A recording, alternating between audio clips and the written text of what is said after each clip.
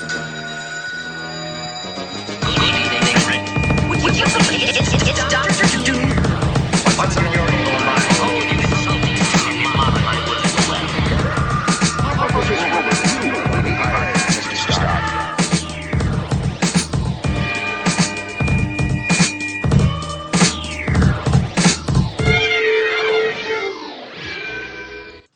Hello, and welcome to another exciting episode of the Comic Book Chronicles.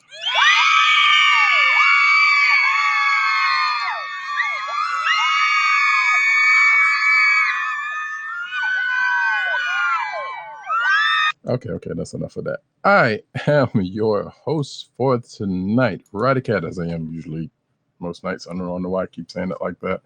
But nevertheless, it is I. In fact, it is I alone. You can find me at Roddykat on Twitter. You can find me at News Knows Need on Twitter. You can also find me at CBCaps on Instagram.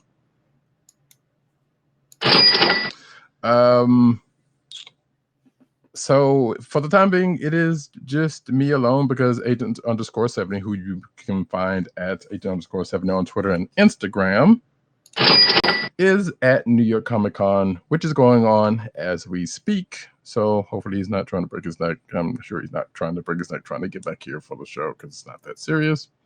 But nevertheless, like I said, you are stuck with me for the time being. So we're going to flip it just a little bit until either he gets here or I get to the point to where it's like, what ifs? I see some folks I know have seen that Joker film, and more power to them. Anyway, also not with us tonight, one PC and _dote, who you can find at that on Twitter. You can also find him at Pop Culture Net on Twitter. You can also find him at, Pop Culture Net on Twitter, if I did not say that. PopCultureNetwork.com and all of his umbrella sites therein. And, of course, the Osiris of this ish, Tim, DOGG98. You can find him at that on Twitter. You can also find him at CBCron, which is the account for Comic Book Chronicles on Twitter. You can also find him at DKLQNation. That's DKLQNation on Twitter, and DKLQNation.com, which we definitely need to throw some stuff on there. Keep saying that. It'll probably come true. And you can also find him, of course, at Comic Book Resources, where he's over there riding his face off. Go over there, get him some clicks on and read his stuff. It's just some good stuff over there. I'm proud of him, and I don't say that facetiously. It's just true. Because he has been writing some good stuff.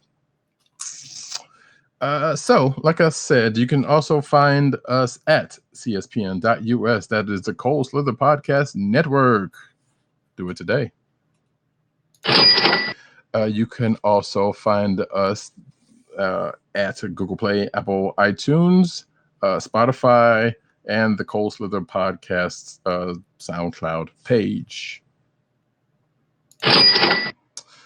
Like I said, for the time being, it is just me, or it might be just me tonight. Aren't you lucky? And like I said, we're going to flip it up and start off with the news.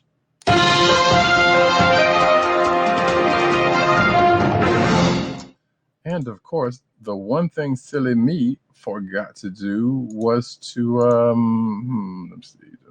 Hang on, let me just put it back here real quick, and up at it and up.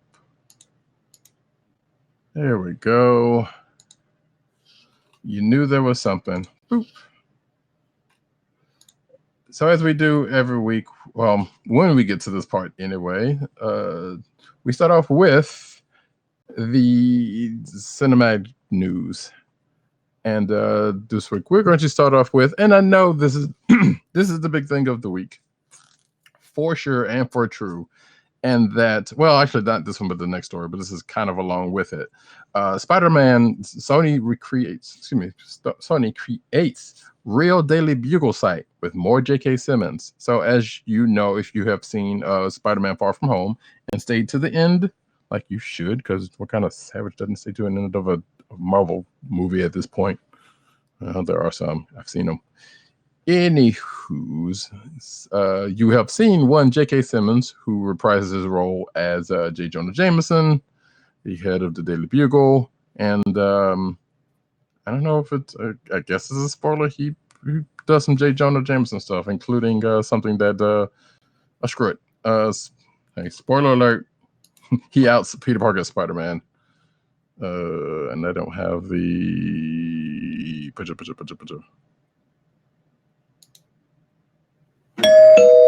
There we go. Spoiler bell, which is kind of late because I've already said it. Nevertheless, they made a whole site where a whole Daily Bugle site where there is you can get some more J.K. Simmons doing J. Jonah, which sure, that's kind of cool.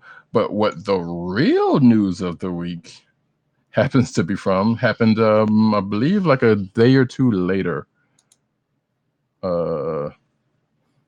In that Disney and Sony striking a deal for one more Spider-Man movie.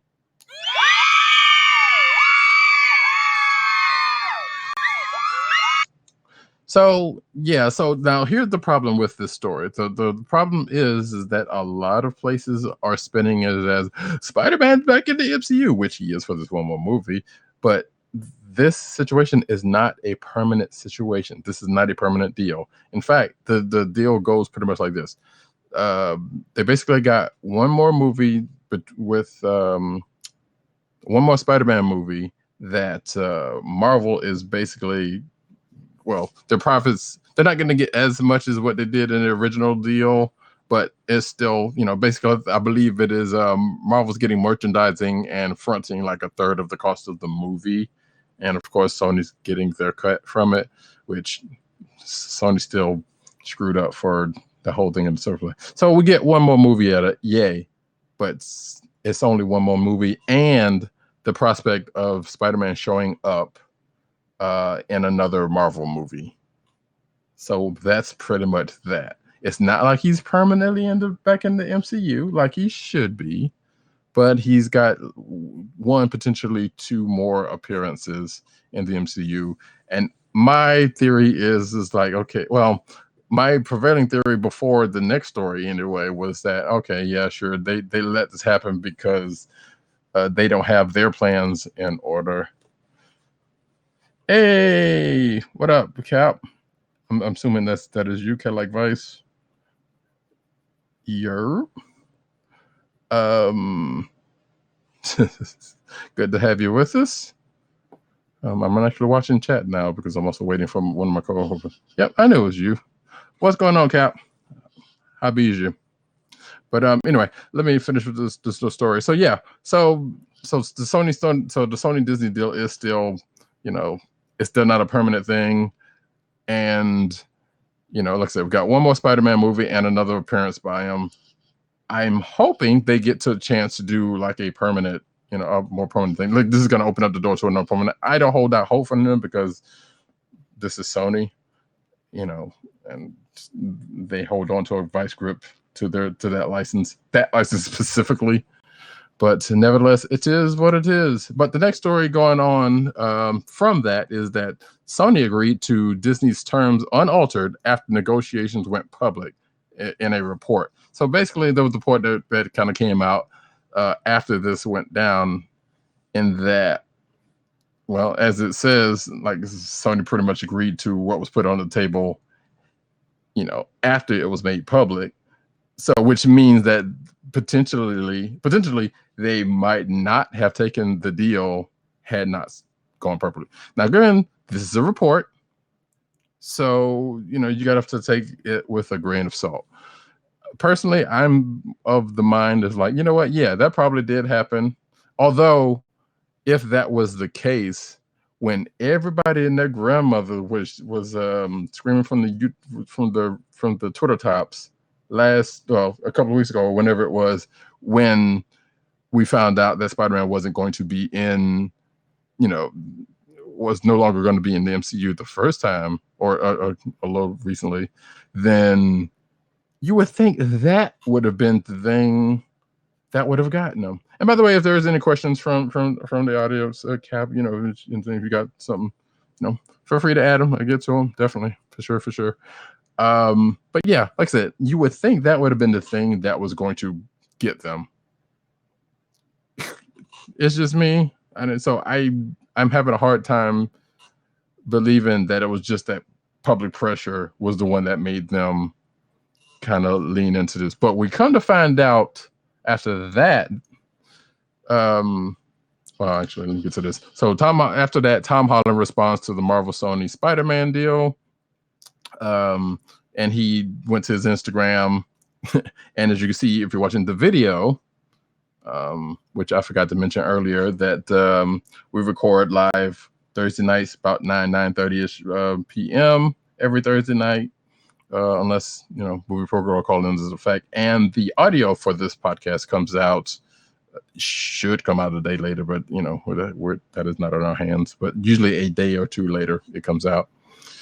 So anyway, like I said, Tom Holland went to his Instagram and put this clip from Wolf of Wall Street with Leo DiCaprio in it, and which was kind of fitting. I thought it was kind of funny. But regardless of that, what we end up finding out from the next story is that Tom Holland actually had a hand in brokering the deal between Marvel and Sony, apparently. So this came out, what was this, like yesterday, as of this recording. Yeah, it's like I said, apparently from the story, Tom Holland basically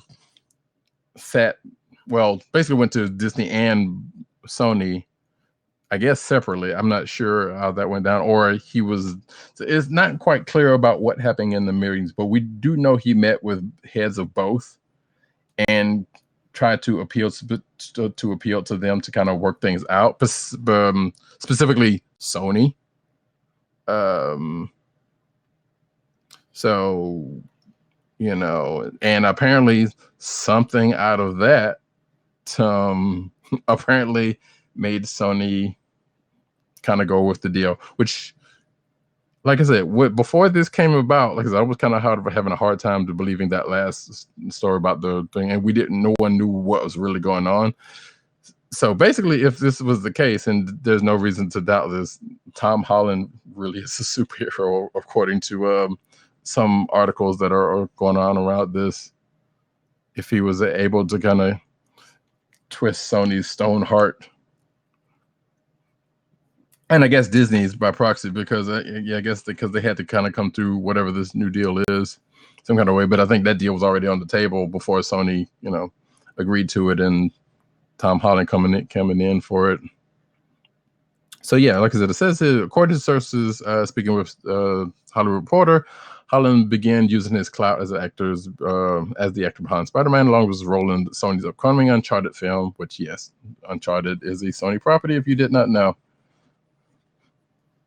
Tom is living a life, man. He came through for the right. So, and I truly believe, like he even said himself, like he was going to play the role one way or the other. So whatever spurred him to do it, whether it was him or whether the will of the fans kind of spurred him onto it, or whatever the case may be. He definitely did do whatever. I would love to have heard that conversation, though. I would love to have been a fly on the wall of that conversation to see what happened, or those conversations, because I don't think it was just one. But so yeah, and it looks like this happened after D3, because he was at D23, which recently happened, and after that's when these talks happened.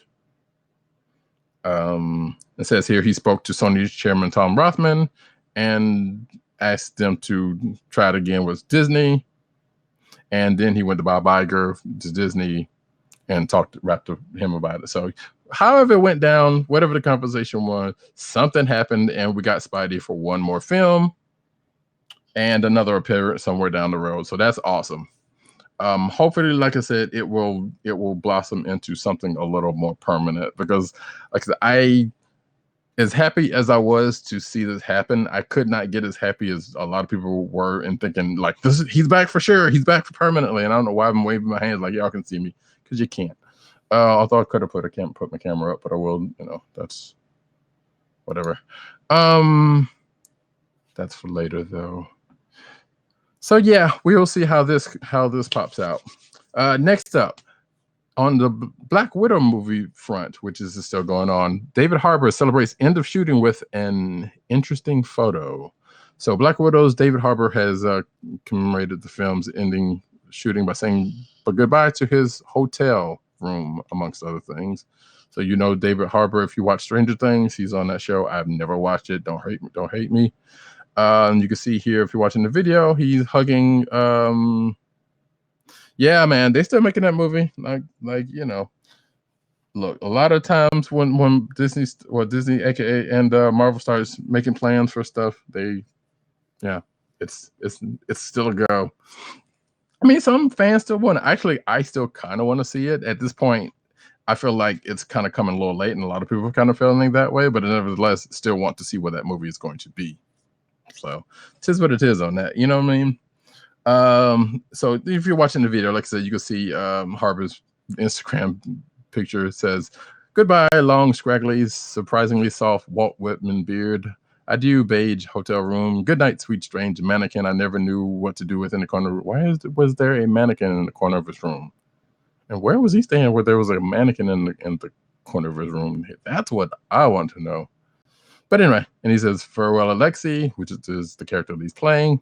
"You big, bold, bright, burly hope of Russia. You complicated, tortured soul. You guardian of the red." It's a wrap. Hashtag Black Widow, Red Guardian. So yeah, that's that. That movie's still going. Pardon me. And that's that. So, you know, all they got to do is like pro stuff, and that'll be, I don't know when that movie's slated to come out. And I'm pretty sure that, let me see if it actually says here. It probably does. Yeah, May 1st, 2020 is when we're going to see that movie. And I don't know what else is coming out movie-wise that year. I know there's some stuff later for next year, but that sounds like that might be the first one. So, and you know, judging by what they were saying or what we've seen so far from that, like, is obviously going to be some past stuff. So I'm kind of curious, is it going to be coming off of her funeral, where they're like kind of they're talking about her and will we finally hear about Budapest? Who knows? Anyway, next up, Marvel's Disney Plus series all have feature film budgets, which this doesn't sound like news, but I guess it is. Like it feels like duh. But hey, you know, a lot of like Agents of S.H.I.E.L.D., you know, is on ABC. Didn't get that. You know, it got a TV budget. So, and being that Disney Plus is a slightly bigger thing, makes sense. They're going to give Disney bigger money. They got those Scrooge McDuck money bins going on. So why not? So yeah, according to Variety, the budgets will be comparable, quote unquote, to a Marvel film project, which typically runs between 100 and 150 million. So, and I feel like the way it seemed like, from what I've heard about the way they are filming these things, like they're basically filming these like movies, so that makes kind of sense. Let's see, Kelly Vice in the chat asks, which Marvel show are you most excited for? That's a good question. Like, if I knew for a fact that Falcon and Winter Soldier was going to result in Falcon getting Cap's shield, and it doesn't sound like that's the case, that would probably be that for me. But I'm not sure. Like, there's a couple of strange ones in the mix. Like, I didn't really care that much for Jeremy Renner's version of Hawkeye, but I love Hawkeye, and the fact that they're going to have Kate Bishop in that show, that one's kind of got me excited. That WandaVision show is the weirdest one of the pack, so I'm kind of curious to see what that one goes. Loki, I don't know. I mean, that is what it is on that point. But I think probably Falcon and Winter Soldier, probably the most buzz on my radar. I can't think of the other shows. Like, I mean, those are the shows out there that I remember off the bat. It's like the What If animated shows and stuff. So like that one I'm kind of interested in, but I actually like the What If stuff. So that is a different thing outside of the live action things that they're doing. So I'm trying to remember if there was another one show that I was that I was really interested in. And it's not too long for that stuff because November 12th is coming. And if you've gotten in on the Disney Plus deal a while that we talked about a while back, you got 3 years. Or, you take it month to month because I know the 3 years commitment, no matter what the price, is kind of a hard sell for a lot of people. I understand that. But yeah, like I said, that's pretty much how that one rolls so far. Like I said, I would have to look at the list of the other stuff that they have. I kind of wish Agents of S.H.I.E.L.D. was on, but it's kind of served its purpose, and I still haven't caught up with that show yet. I love that show, so I'm not even going front.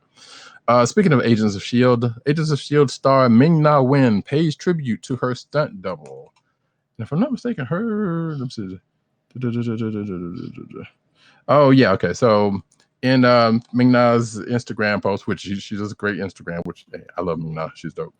I have not watched Cloak and Dagger or Runaways yet, and I've heard good things about both, and I know they are doing a crossover of both of those shows because I don't have Hulu. But I have said, I was like, well, I will get Hulu and catch up on both of those shows possibly before the Disney Plus kicks off, so I can go ahead and have that stuff out of the way. Because like I said, I've heard good stuff about them, and I'm curious about them. But like I said, since I don't have Hulu and I don't know anybody right off the rip that does have Hulu, that's gonna give me their login. It's kind of hard to do. So, and the deal I got with Disney Plus doesn't give me Hulu. So, and unless I can get in that later, who knows? But yeah, so Ming-Na Wen, who plays Agent Melinda May on Agents of S.H.I.E.L.D., took to her Instagram as folks wants to do, and threw up a throwback photo of her and her stunt woman. And it says here under the photo, it says, this photo was taken on the last day of shooting of Agents of S.H.I.E.L.D. because that show is going off the air, I think after this next season, if I'm not mistaken, or the season. I don't remember how I'm so behind. Oh, I meant to ask Cap, did you watch Cloak and Dagger? And if so, what do you think? But anyway, for this, it says, I had these shirts made as one of my rap gifts for this incredible woman and dear friend. You can read the rest of that in the show notes, which if you are watching this at the time of the recording, you can go to my Twitter and get the show note page off of that. All the show notes link off of that. And follow along. So yeah, that was a cute thing to do. I can't remember. Yeah. This was not, I don't think this was, because I thought I remember hearing about a stunt person that had died, and I don't think this is her. So, and I'm not trying to kill nobody arbitrarily, so that is even that. So moving right along, is Kevin Feige eyeing Brie Larson for his Star Wars movie? So we talked about last week or two that there is a possible, Kevin Feige might possibly get a Star Wars movie. So the name Kevin Feige. He is the guy who spearheaded the MCU in the first place. So I joked last time we talked about it. It was like, we're gonna start seeing end credit scenes like we have been in the MCU. So that's gonna be a thing. If that happens, I assume he's gonna, if he ends up doing for Star Wars what he did for the MCU, which is kind of funny because the last few Star Wars movies, and I still count myself as a fan of Star Wars, like unlike a bunch of people who are hating on whatever's, I was staying to the end of the movies because the MCU taught me. So let's see, but yeah, so it sounds like this Feige thing is going to happen. And if so, then, he may be bringing Brie Larson, a.k.a. Captain Marvel, as we know her of recent movies, may be in the fold for a Star Wars movie. And I believe she has been said to be a big Star Wars fan. She even held, this is going to sound bad, but she even held Samuel Jackson's lightsaber. That's not a euphemism. But that's what I'm saying. So okay, Cap says, let's see, Cloak and Dagger is kind of a slow burn, but it is expertly directed and it conveys its themes on an elite level. We'll drop more in the Discord. Cool. Yeah, like I said, I've heard good things. I don't know if you know Derpy. He's seen it and has had some good things about it. So Cap also says, did you like Last Jedi? I really liked it. So yes, I did. I mean, there were a couple of things about it that were like, okay.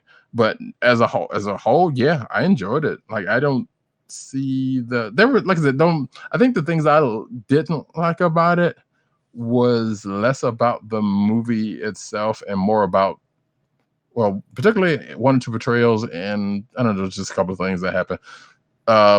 And I guess the plot also kind of, now that I think about it, but I mean, even that, it's like, it is what it is. Like, okay, they're getting chased by the Empire to slow bop while, they're going cruising speed just out of range but that whole thing aside, I'm like, okay, it is what it is. It's got to do this thing. Why are these other people doing this other thing? But yeah, like I said, overall, I kind of like it. Like, it was beautifully done. I'm not gonna knock it for that. Like, it's still some questions, and it felt like it was kind of going back over some stuff. But the thing I did like about it, that the least, like when Force Awakens happened, like it was basically retreading A New Hope. And while I still liked the movie, it was, and I understand kind of why they did that. Like, that one kind of put me off, but at the same time, as I've said it, that movie and these movies kind of sort of haven't been for me. These are movies for kind of the newer generation, and I get that. As a fan, I still like them, but I also recognize the fact that it's like, you know what, these are bringing newer people in. Like, I already have my trilogy, and I have the prequels, and that said, I'm not one who hates the prequels. Like, I hate Attack of the Clones. That one's terrible, but the prequels as a whole wasn't bad. I will stand by that. I'm not going down any hill for it, but I do enjoy the prequels. So as a whole, because they did what they were supposed to do. They got us from here to there. Top. So yeah, so we'll keep an eye on this Brie Larson thing. I have a feeling that if it does happen to happen, I wouldn't be surprised.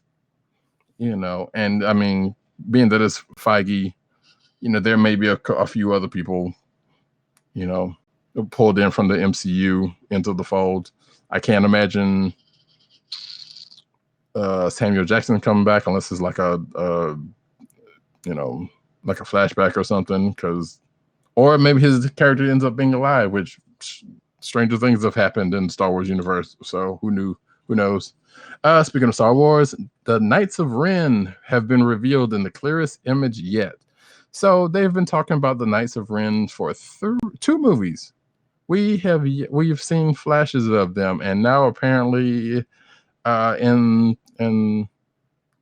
The Rise of Skywalker, which is still a weird name for a movie. Apparently we may possibly get to see the Knights of Ren.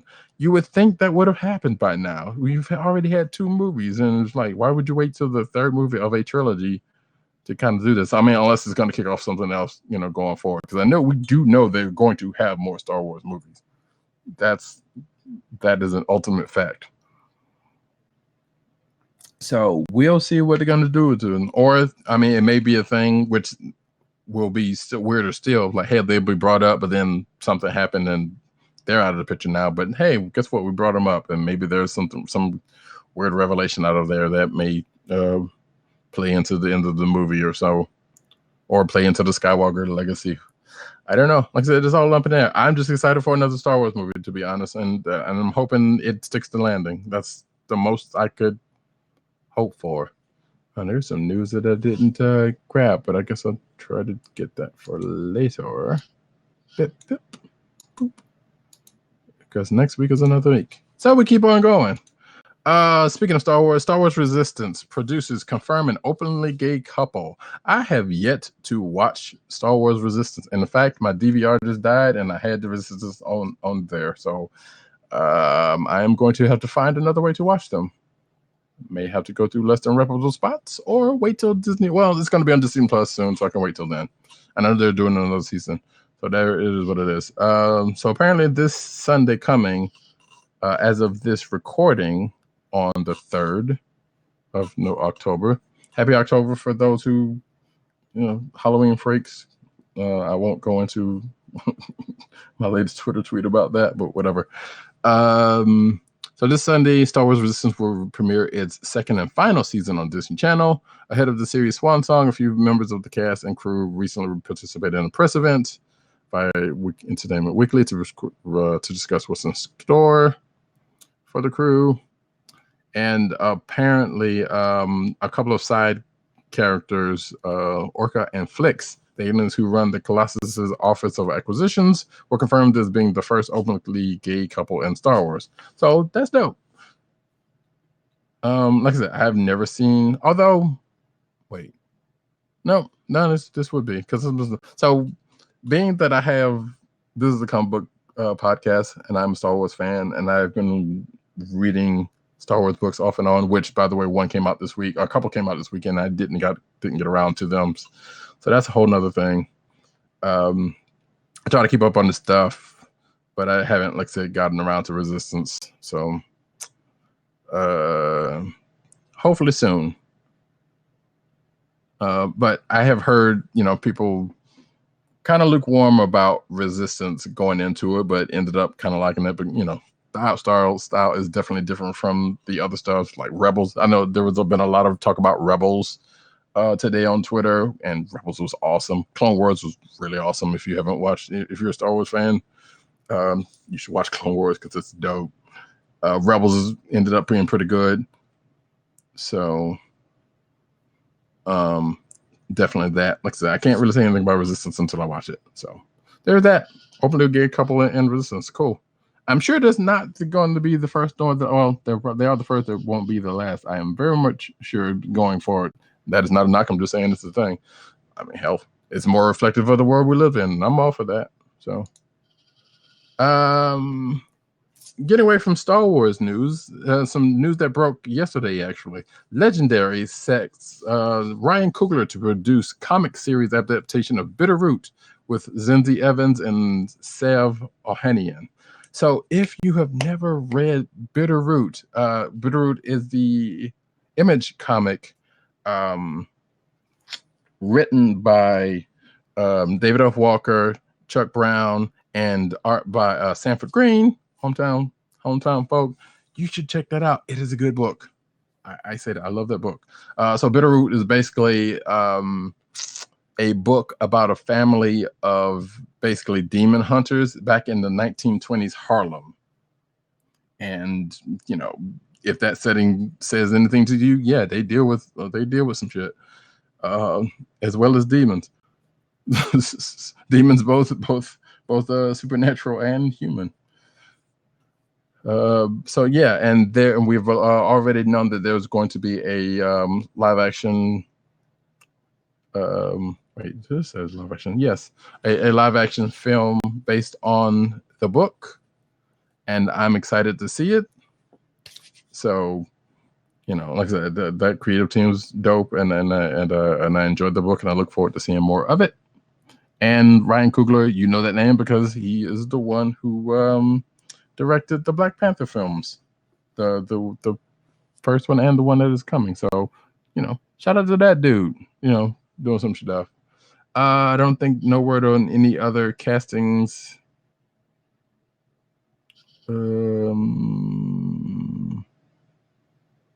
Evans is Zinzi Evans is Coogler's wife. Okay. Well, whatever. Hey, man, nepotism happens regardless. So yeah, so that's the thing that's going on, and I'm looking forward to that whenever it happens. So I hope they do right by that book because the book's dope. Again, check the book out if you're interested in it. Moving right along, Birds of Prey's Ashley Scott will bring Huntress to the Arrowverse crisis. So yeah, seems like every week we have, somebody else is coming to the Arrowverse's crossover, the latest crossover event. This is no exception. This is kind of a pull. So if you did not know, back in the 90s, there was a show on early CW. I believe it was, I don't know if it was UPN yet or it was just CW. But regardless, the early goings of CW called Birds of Prey. It was interesting. In fact, if you have DC Universe, that show is out there. It may be some stuff on YouTube about it. The show was let's say interesting. It was kind of a, I don't want to say bootleg. That's not a nice word, but it was basically, you know, a kind of a bootleg future version of the team Birds of Prey. It was set in kind of a Neo Gotham type of situation. Like I said, it was the budget of the time kind of inferred what it was. But regardless, one of the stars of that show is going to be on the latest Arrowverse Crisis crossover situation thing that is happening in December, which, hey, good on them. It seems like they have been getting everybody and their grandmama for this thing. Like they got, we talked last week about, they got a couple Smallville people to be in the thing. Like they got the Superman from Smallville and the Lois Lane from Smallville, you know, from on that. And sure, I mean, like the 90s Flash is in there, which he's been in the Arrowverse before, so that's not a big, you know, that is a thing, but that's not a thing. Like people in the grandma, hey, I should pretty much have I should be on that thing at this point, you know. Give me a role in the crossover. I don't know who I'd play, but it is what it is. They're letting everybody else in the grandma get in on that joint. But let us move on. DC's Ryan Choi / Adam cast for Crisis on Infinite Earths, as according to this report. So yeah, apparently they found someone to play the alternate Adam, Ryan Choi, for Crisis of Infinite Earths. As folks who know watch those Arrowverse shows, Brandon Routh plays the Adam on the show, or has been up until I guess fairly recently, because I think he's no longer on the show or about to not be on the show anymore. Legends of Tomorrow. So yeah, they pulled in another Adam. So cool. I have not caught up on the last crossover event from last year, so yeah, I need to do that before this one happens. In fact, again, my DVR blew up. Not blew up, but had an issue yesterday. So all of those are gone, but I think a lot of that stuff is on Netflix. So I can at least catch up on that stuff, or at least the last season stuff.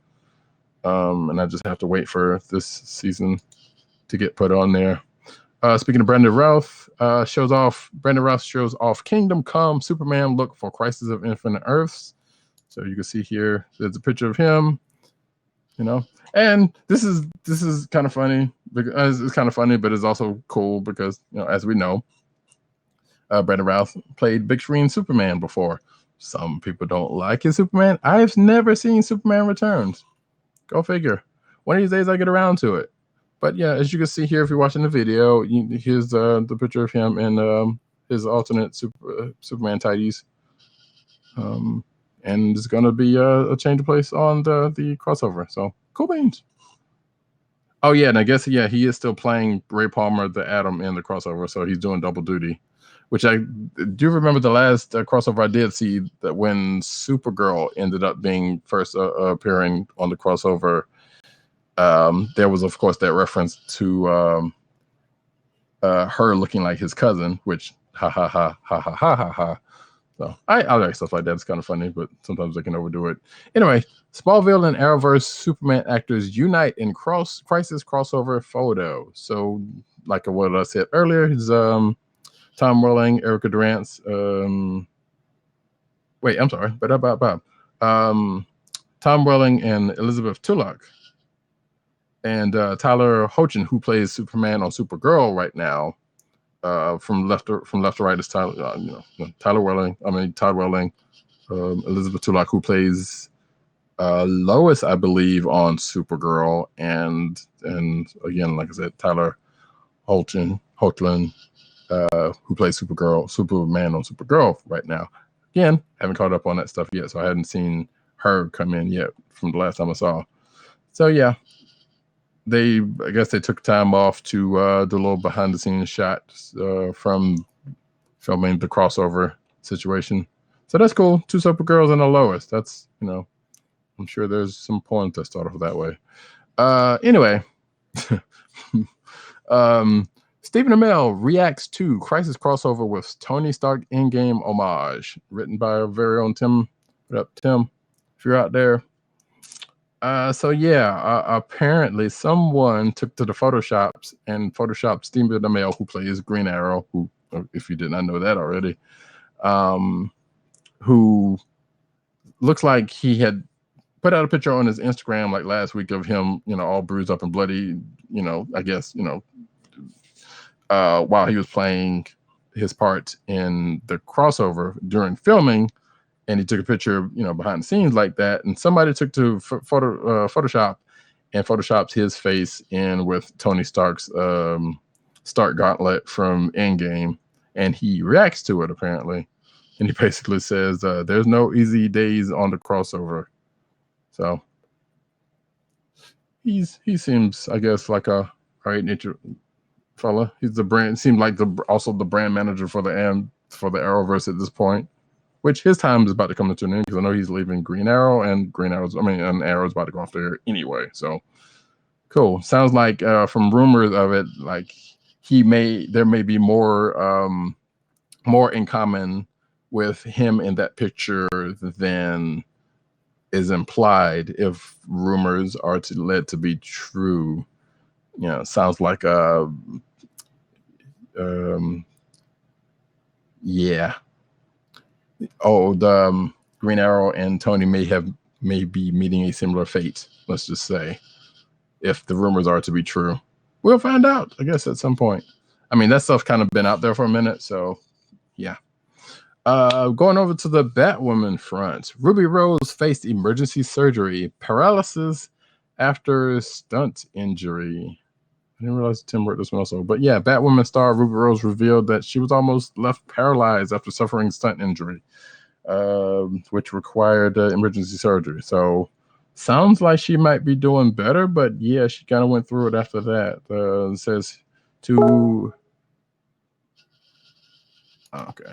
Sorry, folks. Just got a message from one of my co-hosts. Sorry about this.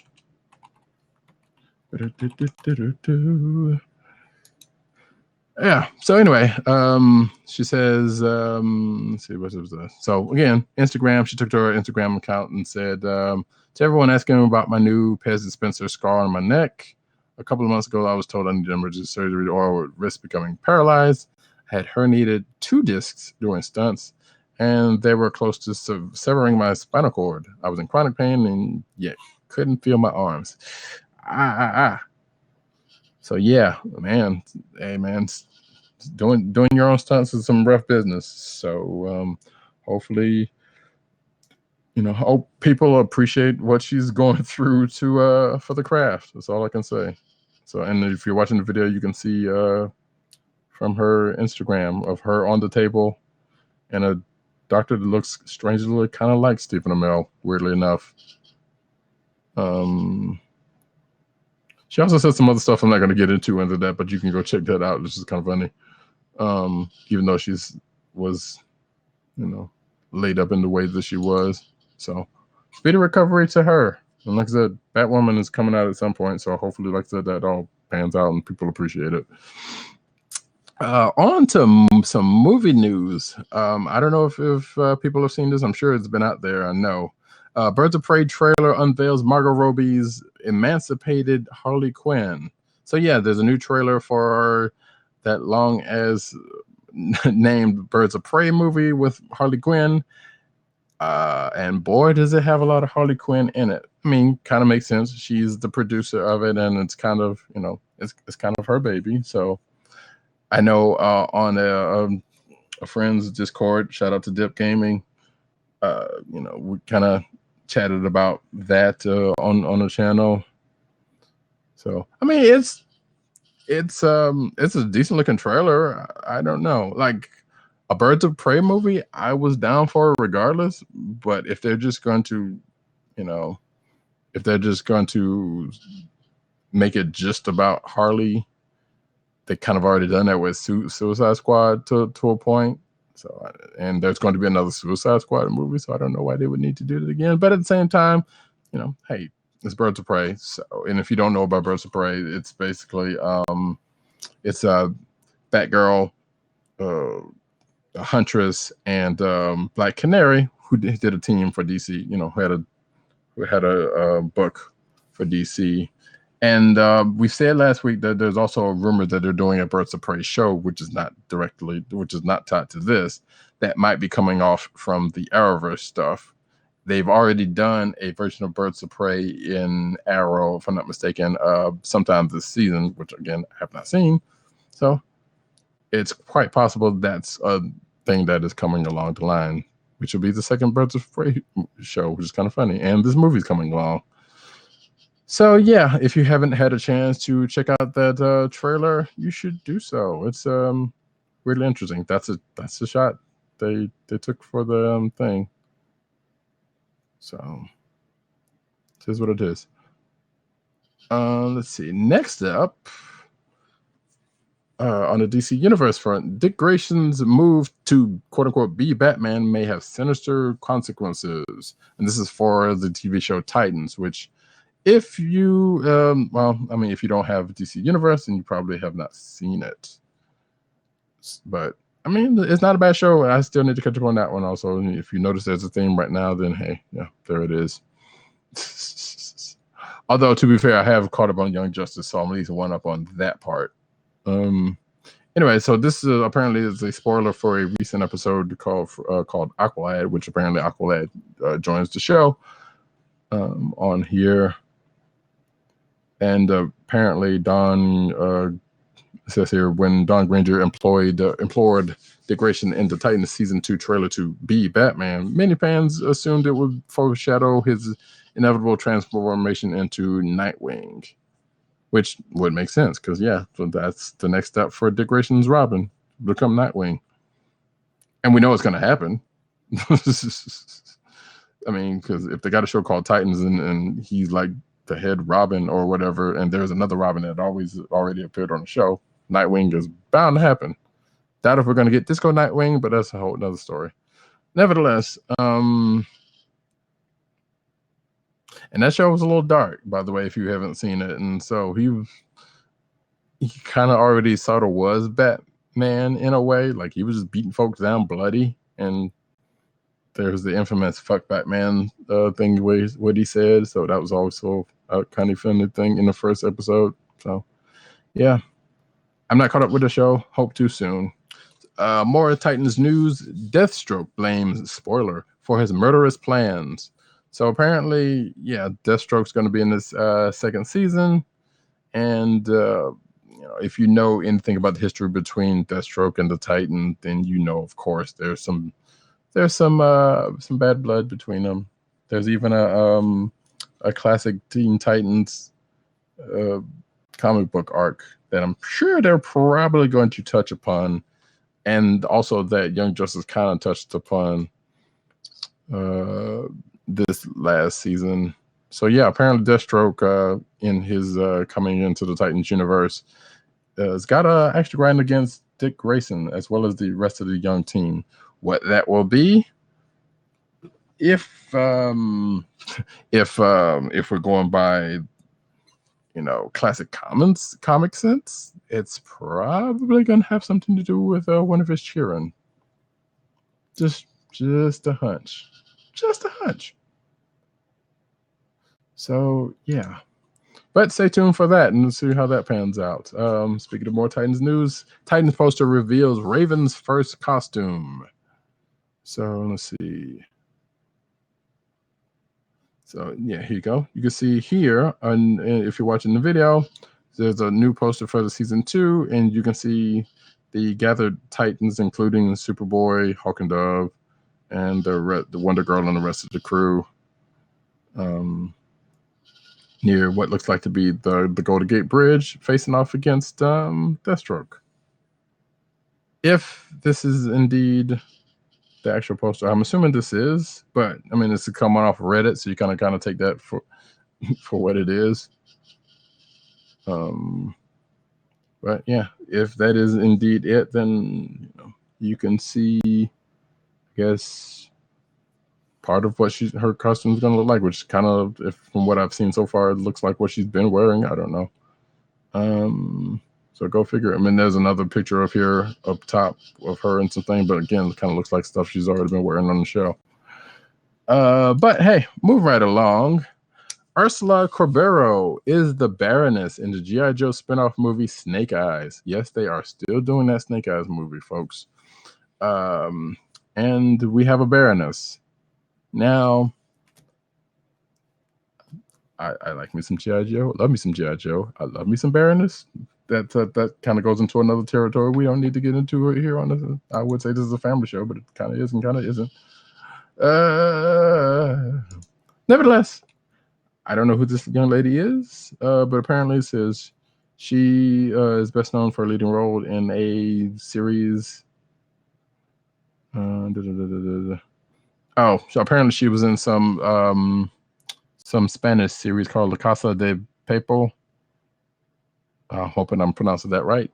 That Netflix bought under the name of Money Heist, and she's done a couple other things. So, and if you were watching the video, you can see a picture of the young lady. I guess assuming from that series.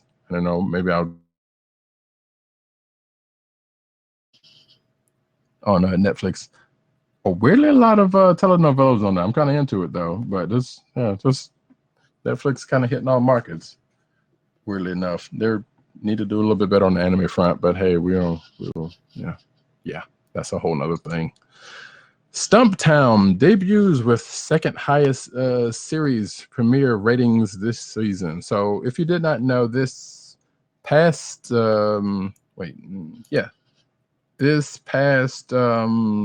Wednesday, or actually, excuse me, last Wednesday, not this past Wednesday, I believe, was the premiere of Stumptown, which is based off of a comic book or a graphic novel, if you will. It is starring Colby Smulders, who, if you know from this MCU, is Maria Hill in the Marvel movies. You also may know her from How I Met Your Mother, which was a weird transition for me to see from her, from going from that to being Maria Hill, but she worked it out. So Stumptown happened, and apparently had some good numbers, both live and DVR'd. So that's good. If you are on, actually, I'm pull this up real quick. But if you are on, Vudu, the Walmart service that you can buy, digital, or that you can redeem your digital copy. If you're still one of the ones, kind of like me, that sometimes still get physical media, you can redeem codes to get your physical, get a digital version of your movie. You can also go to Movie Anywhere for that also, so you don't necessarily have to do it from here. But nevertheless, if you are on Vudu, there is they do have the first episode of Stumptown on there for you to watch. Sometimes they do that for stuff like that. So if you're interested in that show and didn't catch it on TV, then you can watch it there. I heard decent things. It basically seems like to me Jessica Jones, but without powers. And that's going off of what little I have seen about it. But I mean, hey, the cast looks all right. You got Mikey Lee up in that on the spot, Catherine Manheim, Jake Johnson, I believe that is. Yes, Peter H. Parker, or Peter B. Parker, excuse me, and also from New Girl, et cetera, et cetera, et cetera. I believe that is him. So yeah, the cast looks all right, and then I don't know, some could be all right. I don't know anything about the comic it's set off of, so go figure on that one. But in some sad news, Rob Garrison, the man who said Karate Kid's best line, has died. So yeah, that happened this past Saturday. Rob Garrison, who was 59, is best known to Karate Kid fans as the dude who got the absolute best line, according to IO9. Anyway, yes, even better than any of Miyagi's. He's the kid a member of Cobra Kai who cheered on his buddy Johnny with the immortal line, "Yeah, get him a body bag." I actually do remember that line, so I'm not even going to front. That was pretty funny at the time. And apparently he also appeared in the YouTube show Cobra Kai, which is the continuation of the Karate Kid stuff, where he played the same character, all grown up, and apparently they kind of tied in, I guess, his real life with his character story, because apparently when he was on the show, he was dying of cancer, and I believe that is actually what he died of. Oh no,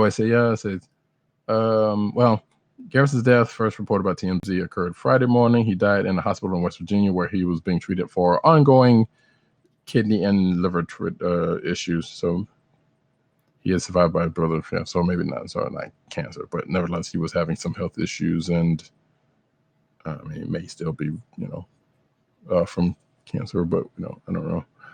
But condolences to his family for that. The Banana Splits movie trailer brings the horror to sci-fi. So yeah, we've talked about this before. The Banana Splits, that old late 60s, early 70s live action to cartoon comic, the show that Hanna-Barbera did. I don't know. Again, every time I've said this, I have no idea who. Oh, wait a minute. Looks like one Agent 70 is popped into the room.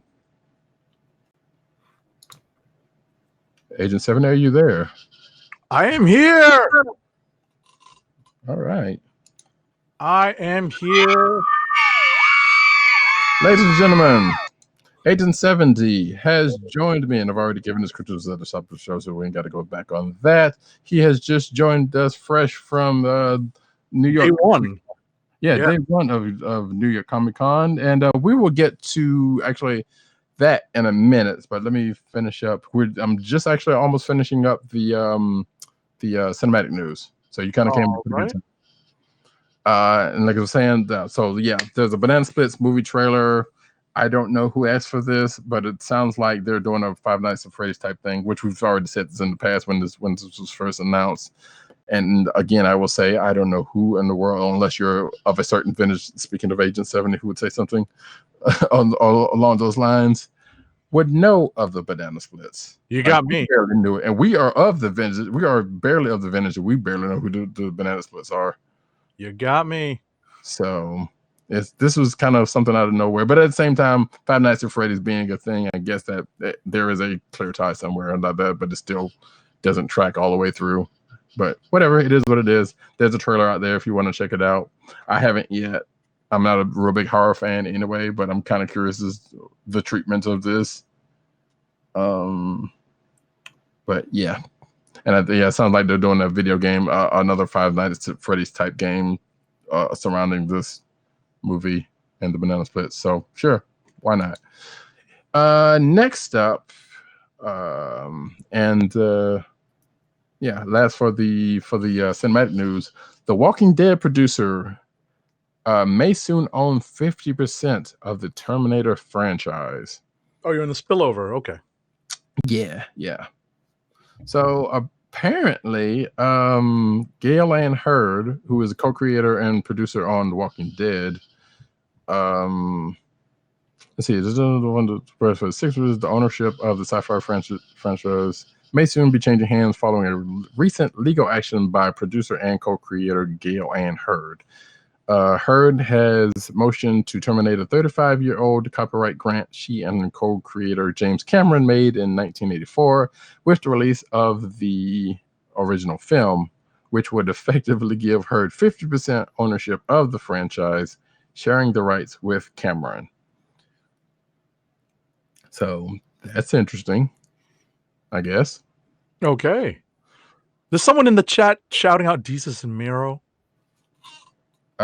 Wait, who's that? Someone in the chat. Oh, you talking about Cap? Oh, yeah. Hey, yeah, that's sometimes I know the dude. That's my boy. Okay. Keeping you company when while I'm at New York Comic Con. That's cool. That's cool. That's Yeah, shout out to Cop Vice, which it's a Twitch/Discord homeboy. So he's cool people. all right. But yeah, so that's I guess let me see. Dark Fate Studio Skydance Media acquired the Terminator license in 2011 with a competitive build of $20 million after the commercial underperformance of 2009's Terminator Salvation. Sure, if Herd's motion is successful, Skydance will lose the rights to the Terminator franchise in November 2020 unless it's able to negotiate an extension to the existing license. So this is not quite Sony Disney, but I guess it's something. Mm-hmm. How did it get that far? We don't know. I guess, which is weird because it kind of I don't know.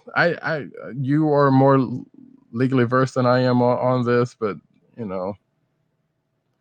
I kind of wonder if this wasn't a plot. I have to look a little bit closer. Yeah, I know. Story. Yeah, a little bit of research. But yeah, it's I just have to look a little closer at it and see what's going on. Sure. Is that the last of the cinematic news? That is the last of the cinematic news. I just wanted to touch on a couple of stories that kind of intertwine with my experience tonight at New York Comic Con. Well, in that case, let me go ahead.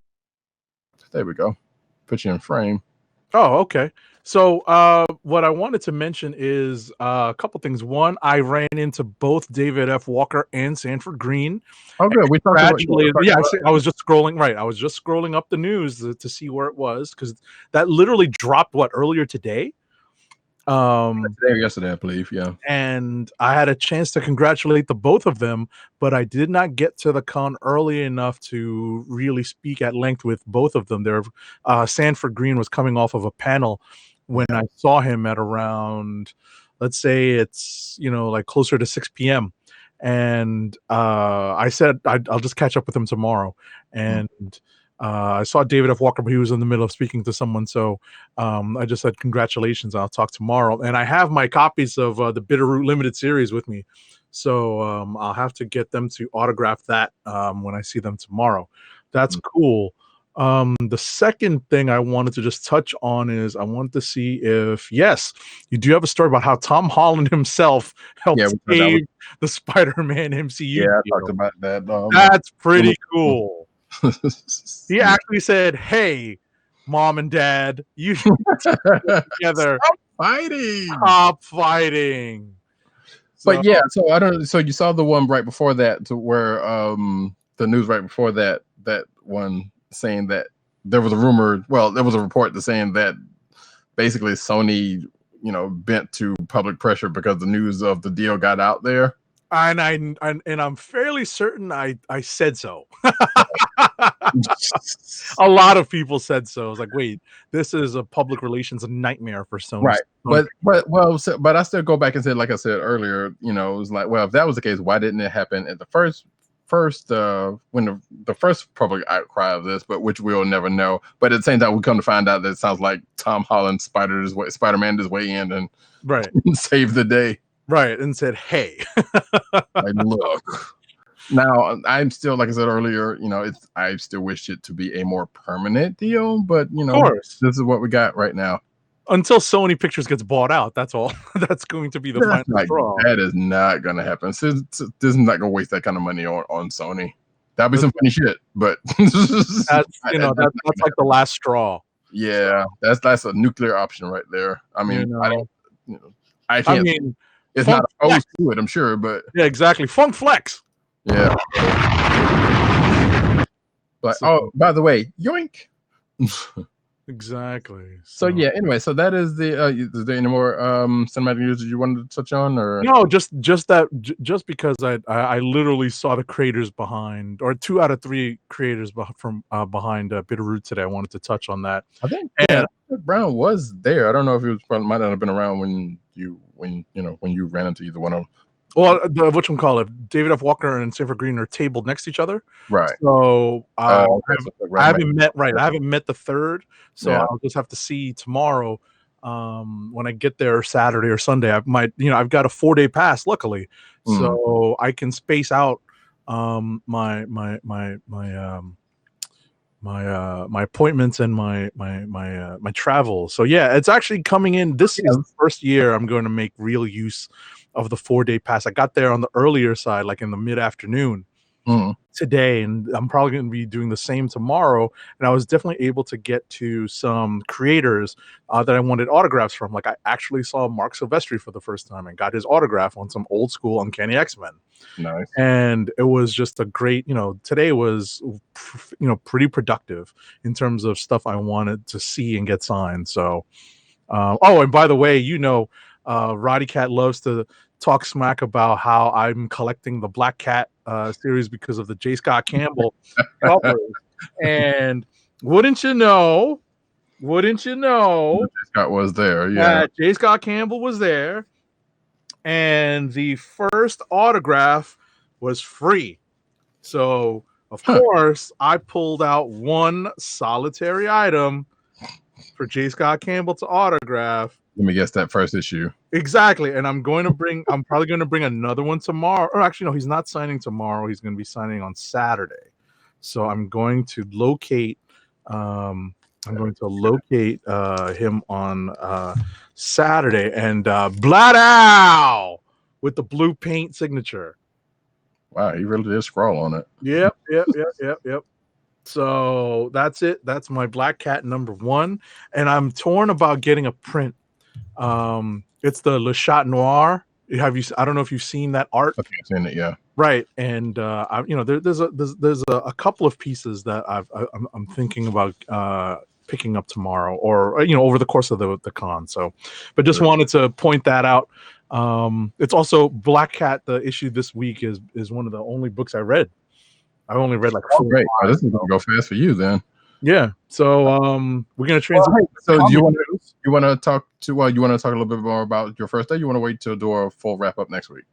I'll do a full wrap up. I just wanted to touch on, seeing Sanford Greene and David F. Walker today. It was really a lot of, catching up with old friends and just hitting a couple of important signatures that I needed to get. And, I'll be spacing out what I do over the course of the 4 days. So I'll have plenty to talk about over the next several days. I'll have plenty to talk about next week. As more news comes out from that show, there will be very much blended to talk about. If exactly.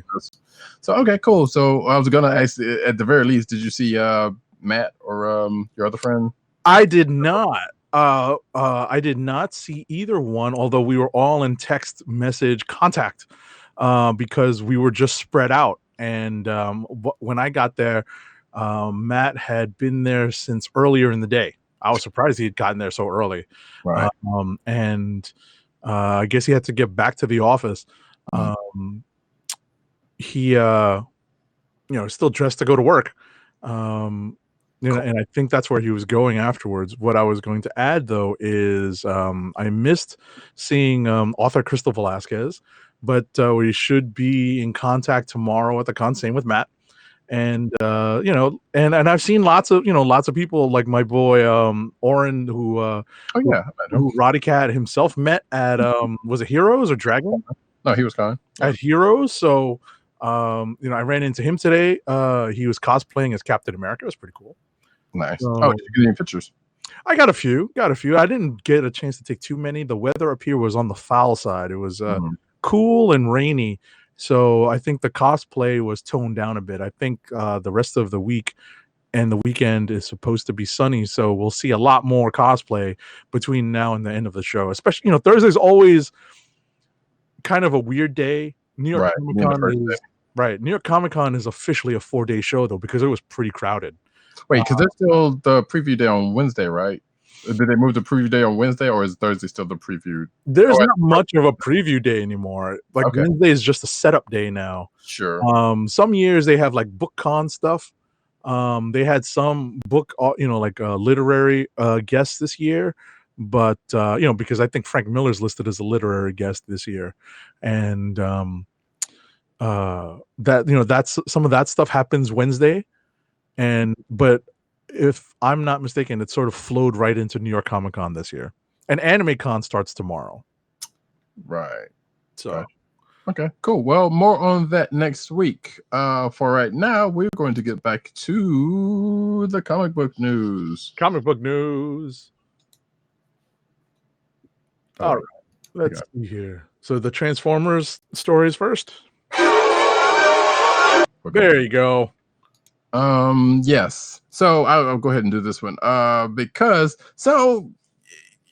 in our ongoing, I don't know what to call it. I mean, obviously this is a toy corner, but it's this whole Transformers thing where there's just exorbitantly pricey. Now, granted, this one it makes sense because it's Omega Supreme is up for pre-order as of this moment. It is $160.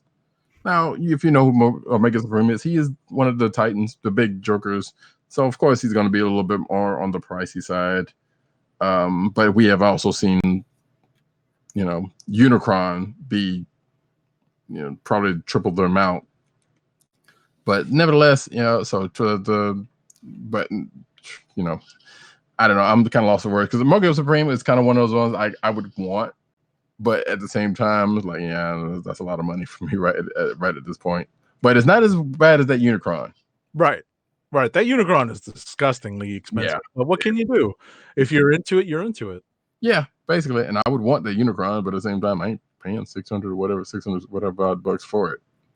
So like I said, if you're a Transformers fan and you want your an Omega Supreme and you don't already have one, hey, guess what? There's one coming out sometime this month. And you can go ahead and pre-order from some places. We're not gonna, we're not sponsored by any of these places. Sure. But hey, when they come out, we just show them anyway. So next up, every Star Wars toy has been announced for Force Friday. So Lucasfilm announced all the toys and products that you'll be able to purchase on Force Friday next week. There's action tomorrow.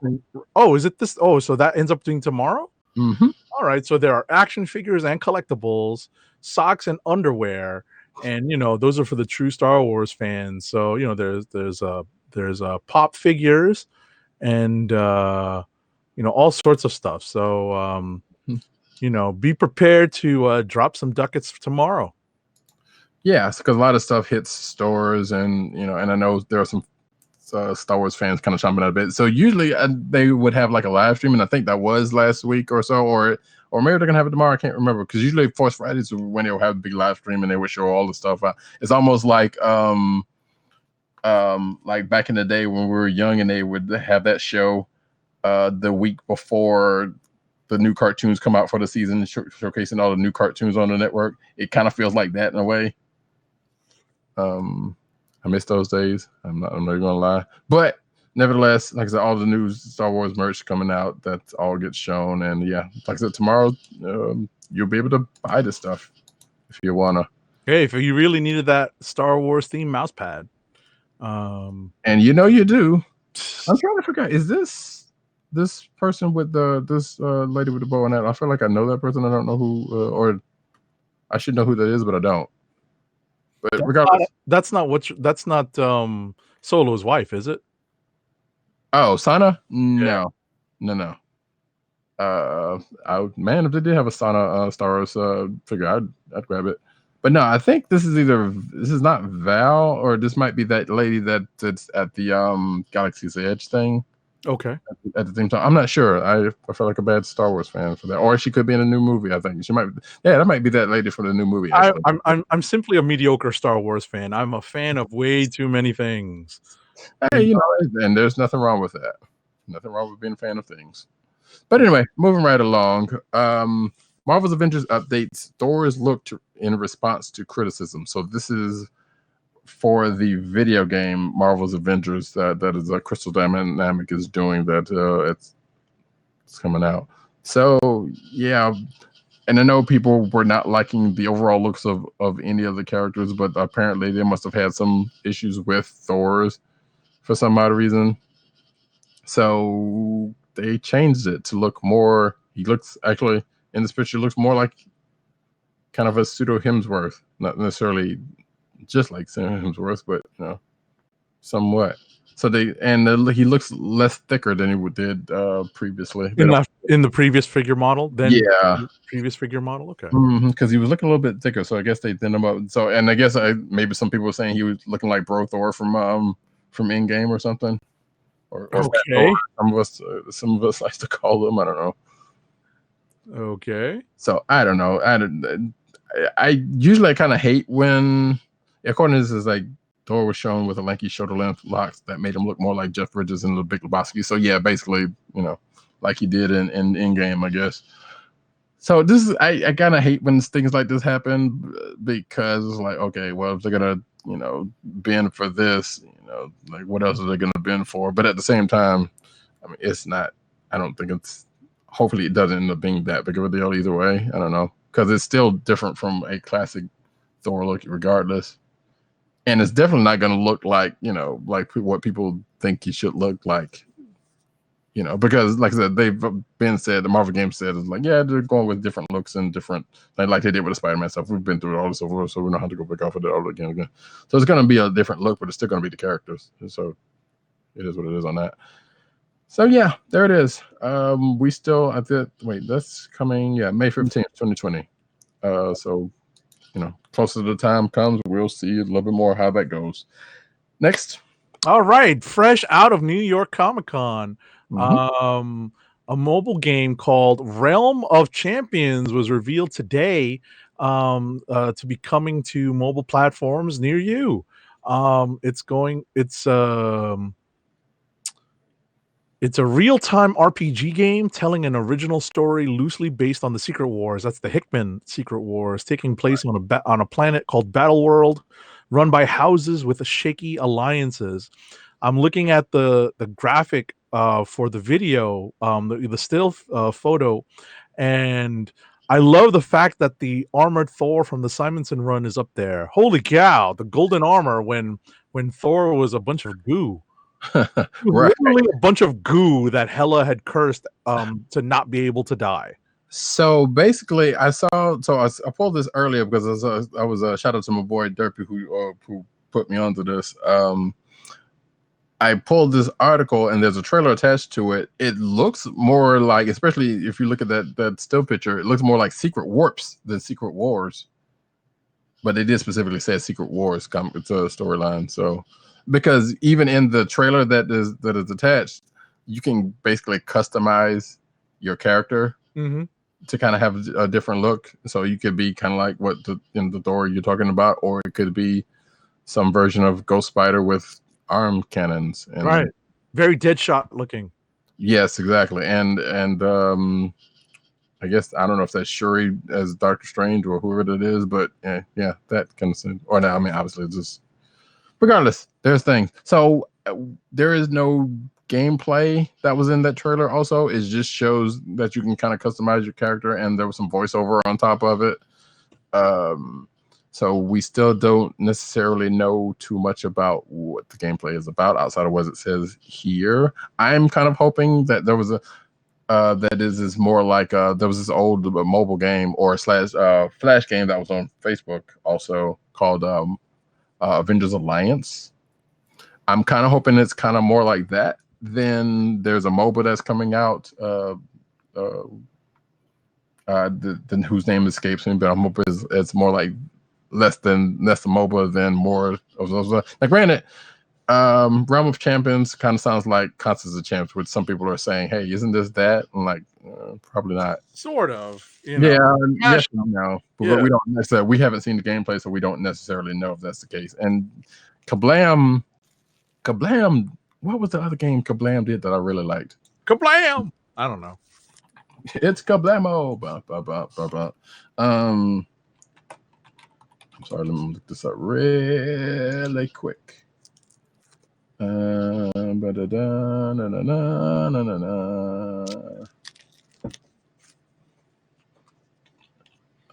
nope, this is totally not that. You know what? We're just going to go straight on past and forget about that. But if I remember about it, then it is what it is. I know that Kablam did another game that I kind of liked, so that was cool.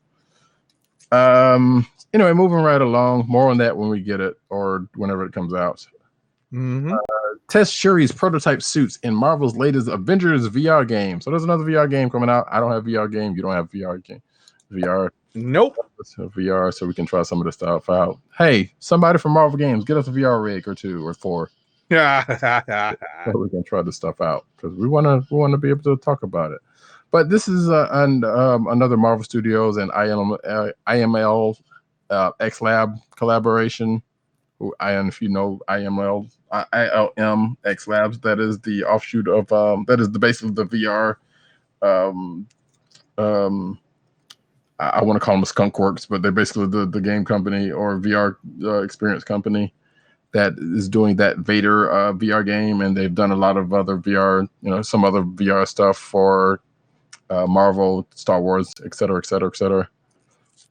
But mostly Marvel and Star Wars at this point. So apparently this is not a home game. This is an experience that you will be able to do in certain places, which I hate that kind of stuff even more because it's never a place that's near me. Oh, no.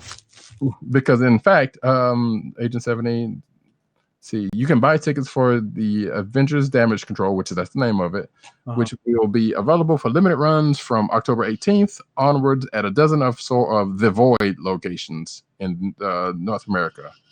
So in the so apparently these are VR spots, like old BattleTech places or something weird. Okay, where are they? In the US, you can check out this in 7 cities, including New York, New York, Las Vegas, Atlanta, and downtown Disney District in Anaheim. You have ATL? I know that's not close. Yeah, but that's not exactly. I know that's not just for that. But I'm just saying, at least there, you can say it's in your region. I know enough. It's not close enough. I know. Yeah. Like if they put it in Boston, and I'll be like, "Yo, it's in the Northeast." Yeah, it's still not close. I was about to say, it's easy for you to say. It's in New York, so I'm pretty sure it's probably somewhere closest to you. Yeah. Appointments. So yeah, wherever the Void is, I don't know if you know where one of those places are. It's called. But yeah, appointments are available in 15-minute intervals and costs $40 a session. Cool. Yeah. And apparently the gist of it is so the name of it kind of had me, already because you do as well. I love damage control. So I was thinking, okay, we're doing something like that, huh? All right, cool. But apparently the premise of this thing is says you begin the damage control as a recruit invited to test out new prototypes for Shuri's emergency response suits, but find yourself caught up in the drama when an enemy from the past tries to steal the tech. So there'll be some things you end up having to do in VR to stop them while wearing cool, possibly Iron Man-ish Wakandan tech, etc. So cool. All righty. Next up. All right, next up, spoiler alert. We haven't gotten to, so obviously we normally would have done comic book reviews before the news, so we would have talked about this already. Right. And we don't have to get into it. We won't go too deep into it. We still have to discuss the book, but the House of X issue out this week, the last issue of House of X, officially unveils the X-Men's new leaders in their brand new day. And oh no, not brand new day, please no. Yeah, I was going to say, I'm not familiar enough with current day wrestling to really reference that. So, but no, I was thinking Spider-Man brand new day. Oh goodness gracious, great balls of fire!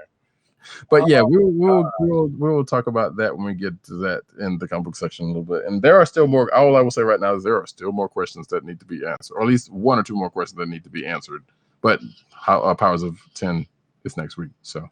Moving right along, Tony Stark is dead. Long live Iron Man 2020. Again, a big told you so.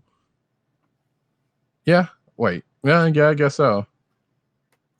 Only because I guess we had seen rumblings, but now the closer we get to the end of the year, they're able to hype it up more. So. Yes, for those then if Iron Man 2020 means anything to you, you'll know the name of Arnold Stark, who was at the time where Iron Man 2020, which was far from where we are now. Was it like the early 80s, right? Yes, it was. Jeez. was the far-flung future at the time, but now it's just next year. It's just a couple months away, which is Gosh, kind of ridiculous.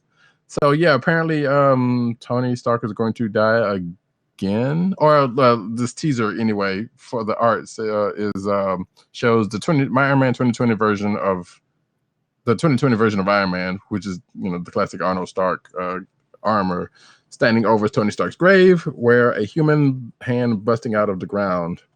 So it sounds like, because we know Tony Stark Iron Man is ending soonish, that's going to, I guess, possibly branch off into a new series, which would be this.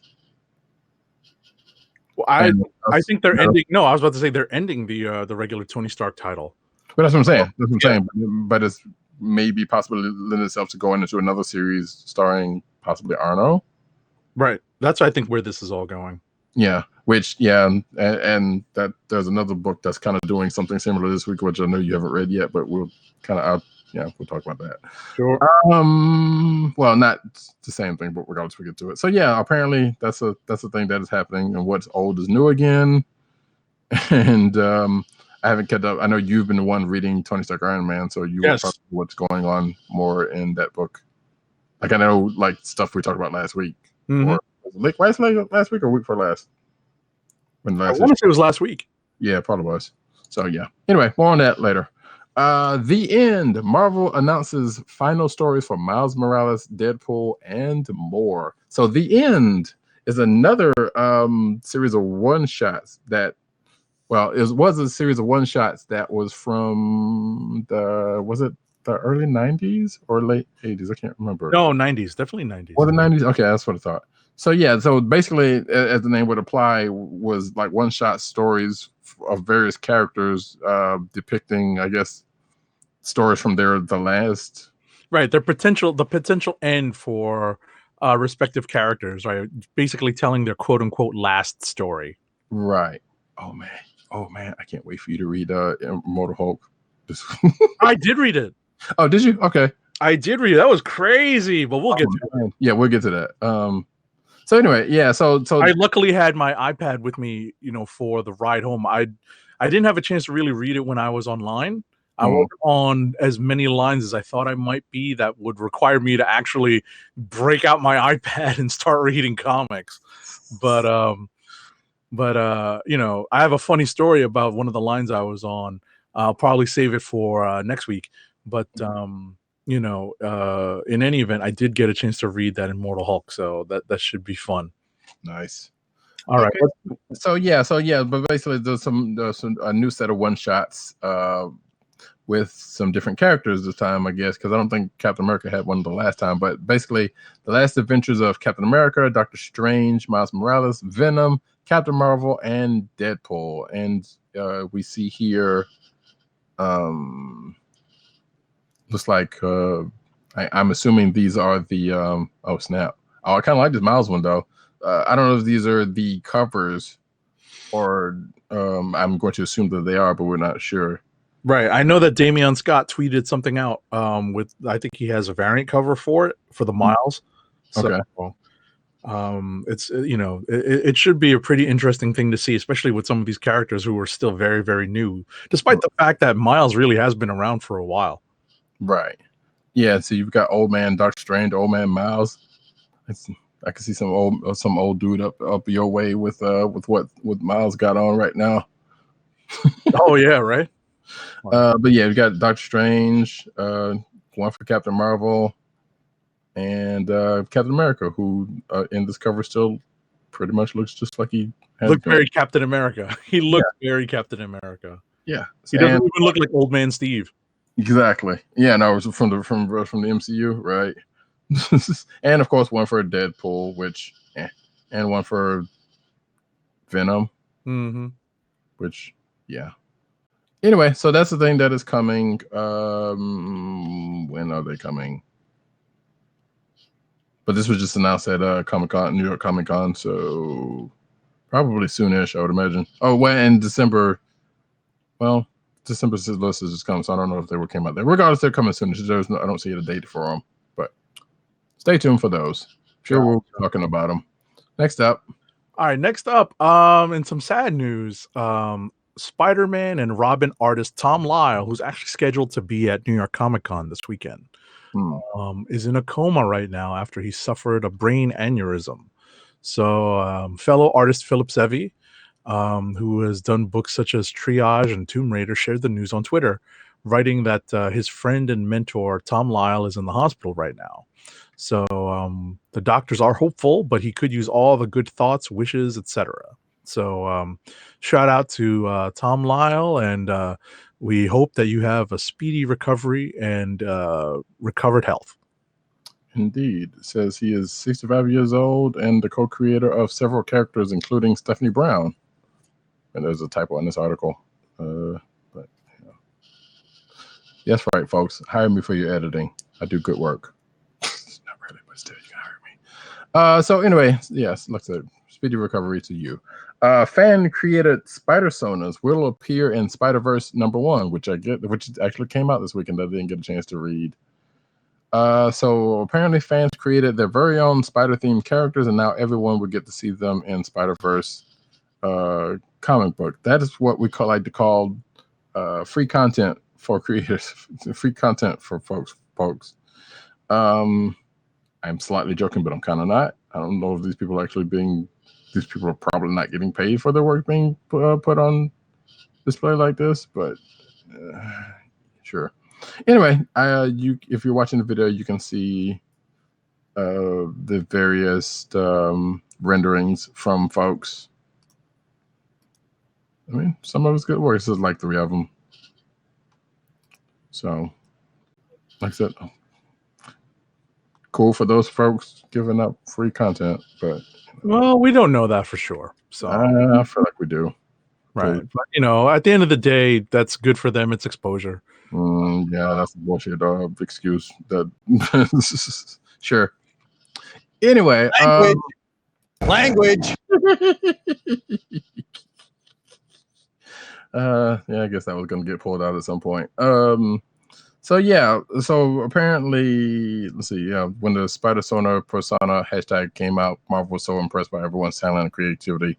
So some fans were contacted to create new Spider-Sona art, especially for these issues. Each issue of Spider-Verse will showcase 3 of the original pieces of Spider-Verse. I hope these people got paid. That's all I'm saying. Moving right along. All right, next up, Marvel Entertainment Chief Creative Officer Joe Quesada previously teased a secret design project he had been working on over the past month. The project was revealed as a special line of Adidas Speed Factory AM4 sneakers celebrating Marvel's 80th anniversary. So, Adidas. Sadly, they are not shell tops, but instead are running style shoes. I mean, shell toes. Hey, nobody wears shell toes now. Which is actually kind of funny because of a picture that my brother texted me earlier. But yeah, so they're not terrible. If you're watching the video, you can see the shoes in question. They're not terrible. They're right. If you scroll down, there's another style. Yeah. Okay, I like those a little better. Right. Those actually, I think, are more attractive. Yeah, the ones that just say Marvel at the front are not as right. So the first version that you can see if you're watching the video right now, there's a version that's like a kind of purplish. Well, they goes dark to a red, almost like a Spider-Man colorish type of situation with Marvel on the side and 80 on the back, with stripes running down the side, both sides of it. And then the second one says 80 years on the side, and then it's got some comic book panels, just like some box art, some corner box art, which I like those a little bit better. That's cool. I would actually probably buy some if I were a sneakerhead, but I'm not. It says here that Quesada's 80th anniversary of Marvel sneakers will see an exclusive launch during New York Comic Con. They will be available at Foot Locker at the St. Harold Square location on October 4th, which is tomorrow at the time of this recording. And then we'll see a wider release 2 weeks later on October 18th for $150 at footlocker.com. So have at it, sneaker folks. nice. Next up, All right, next up, this is you, I think. Yes, it is. New York Times brings back graphic novels back to the book review.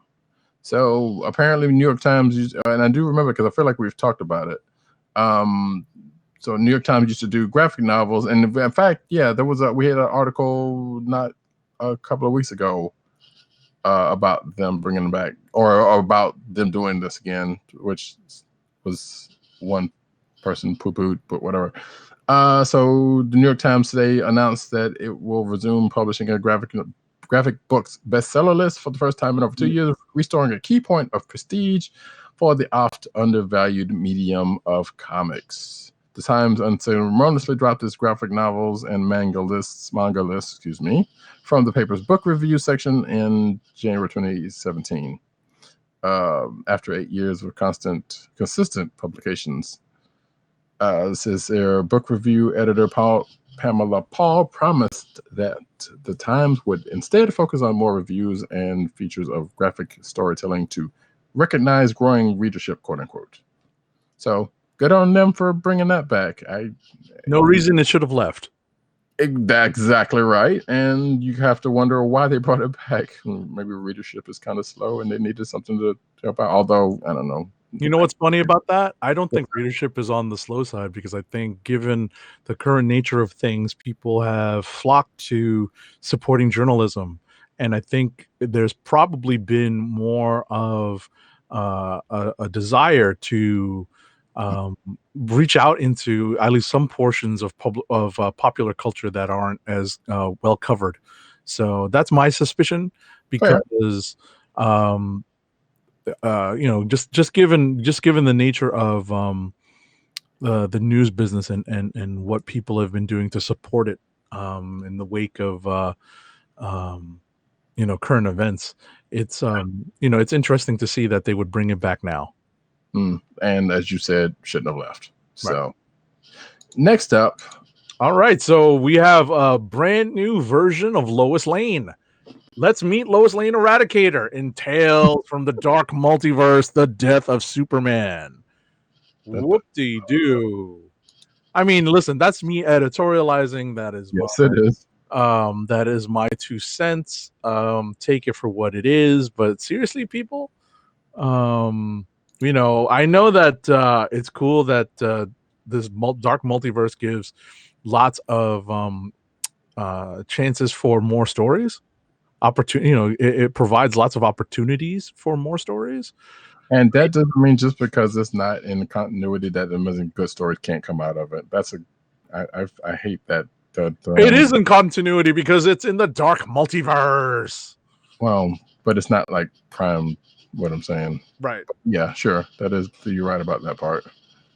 But I just kind of hate that argument. It's like, well, it's not a continuity, so it doesn't mean anything. That's stupid. It's the dark multiverse. But but it, in a broken world, much like our own, right?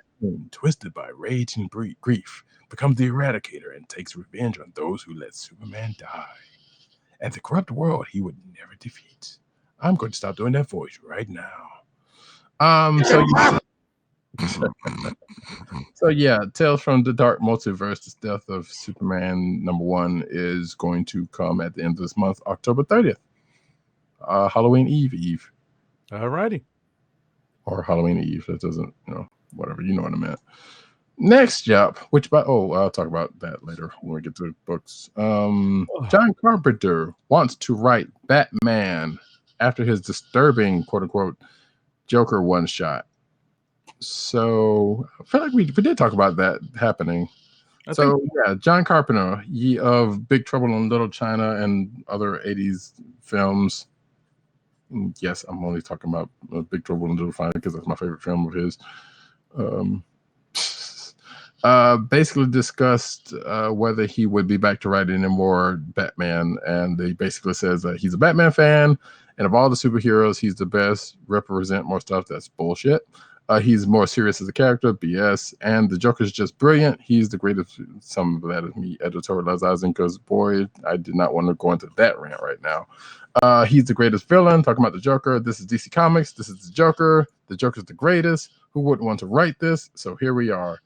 And he goes on to basically say that it's up to DC whether they want him to do any more of, with, whatever, whoever. So, yay. Okay. Yeah, sure. All that shit he said about Batman, no. And I won't go into that rant right now. Although There's a lot of people that feel that way. It kind of sucks. Yeah. So anyway, moving right along. Yeah. So again, spoiler alert. Batman revealed. I did not read this week's Batman. By the way. Well, that was this is the Justice League this is from Batman Superman from last week. Oh, okay. So, spoiler alert: the Batman reveals he has a secret prison under the Hall of Justice. So, like that's, I was about to say it's if you thought what was it, Wonder Dog had a place to play, had a place to go underneath the Hall of Justice. Oh boy. Yeah. So yeah, it's worth noting if you've been reading Teen Titans, yes, Damian has absolutely done the exact same thing, and I'm sure just like that, this is going to come up. This is going to come out at some point. Because we saw how Damian's went. In fact, he's kind of sort of doing it again, which we've already talked about with Teen Titans, except for his, a little different. So you wonder where Damian gets it from? Here you go, folks. Right. Next up, speaking of Batman and something from last week, which I just caught up with this. So I unfortunately not soon enough to get spoiled on this, but Batman Curse of the White Knight kills, spoiler, and nothing will be the same. So, spoiler alert for a week-old. I gotta do something about that. So they killed off Gordon. In Batman: Curse of the White Knight #3, and more specifically, Azrael killed him because he's floating around and trying to do Azrael type stuff. Not to get into that, but I'm actually still enjoying that. Like I said, I enjoyed that. It is an Elseworlds book, and it is what it is on that front. But it's a good story, and at least specifically the first one, Batman White Knight. And this one kind of started off a little slow, but it's actually picking up to be pretty good. I'm enjoying it. So yeah, that happened at the end of the book, and not after some. So basically, also in that book, Batgirl got outed, and he found out from the Joker outing Batman that his own daughter was Batgirl. So that kind of went sort of away, but at the end of the book, Gordon bought it. So we'll see what happens after going forward after that. But apparently, yeah. And it was already in the midst of Gordon basically talking about stepping down, which was good. So you kind of saw some things coming. And he also named a replacement for him, which I guess I won't spoil, but it kind of doesn't matter at this point because I'm sure we'll be talking about it next issue. Move right along. All right, next up. All right, so you just did the Curse of the White Knight story, right? Yeah.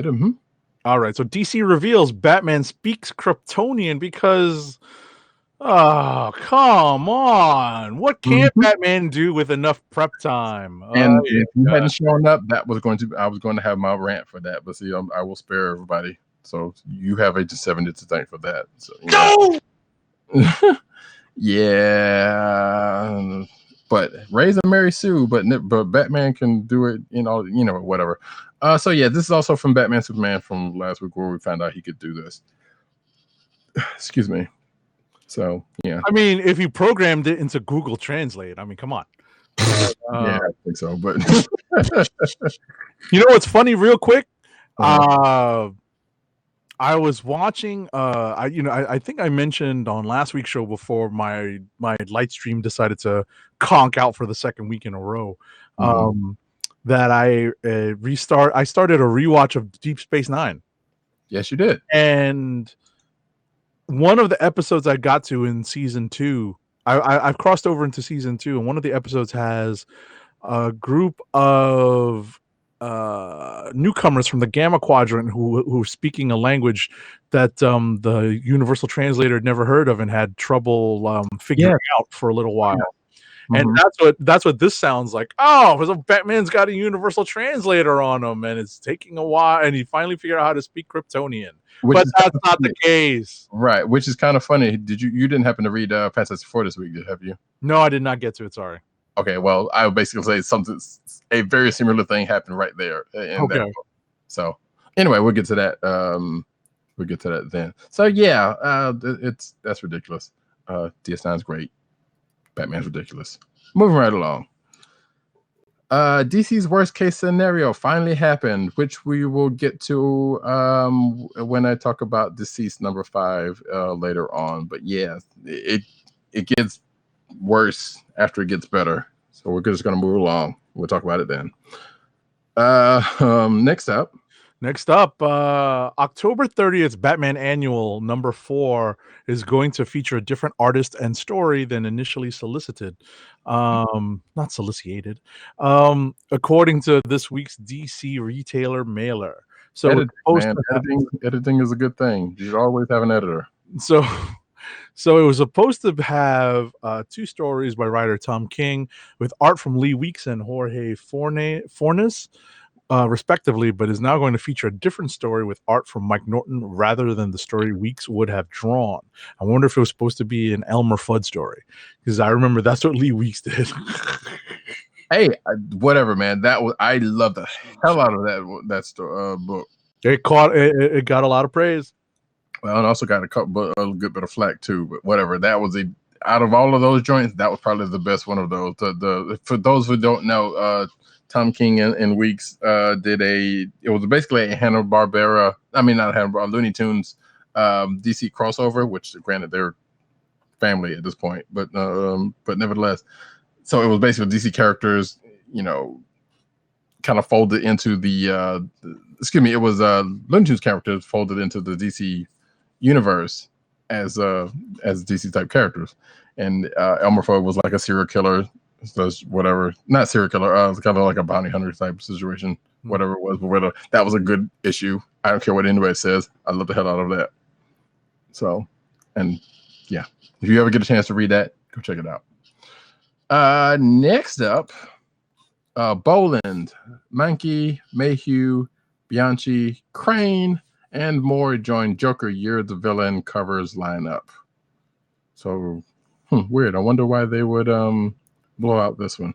Anyway, the retailer variants for October 9th, the Joker Year of the Villain one-shot have begun to be revealed. In addition to the primary cover by Philip Tan, Mark Deering, there are several store variants by a whole bunch of people, some names you definitely know, some good artists. So yeah, that'll be next week. I'm sure we may or may not be talking about that. This is the thing that was written by John Carpenter and Anthony Birch, by the way, which I probably should put this closer to that article, but whatever.